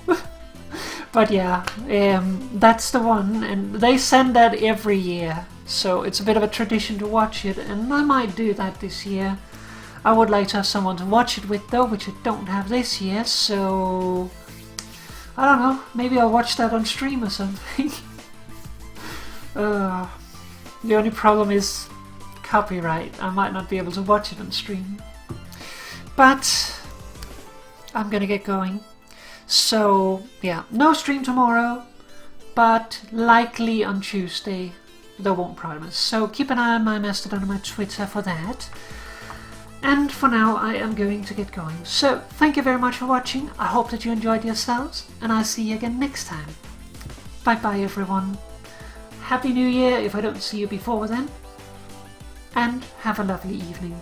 Enjoy the rest of your weekend too. Bye bye.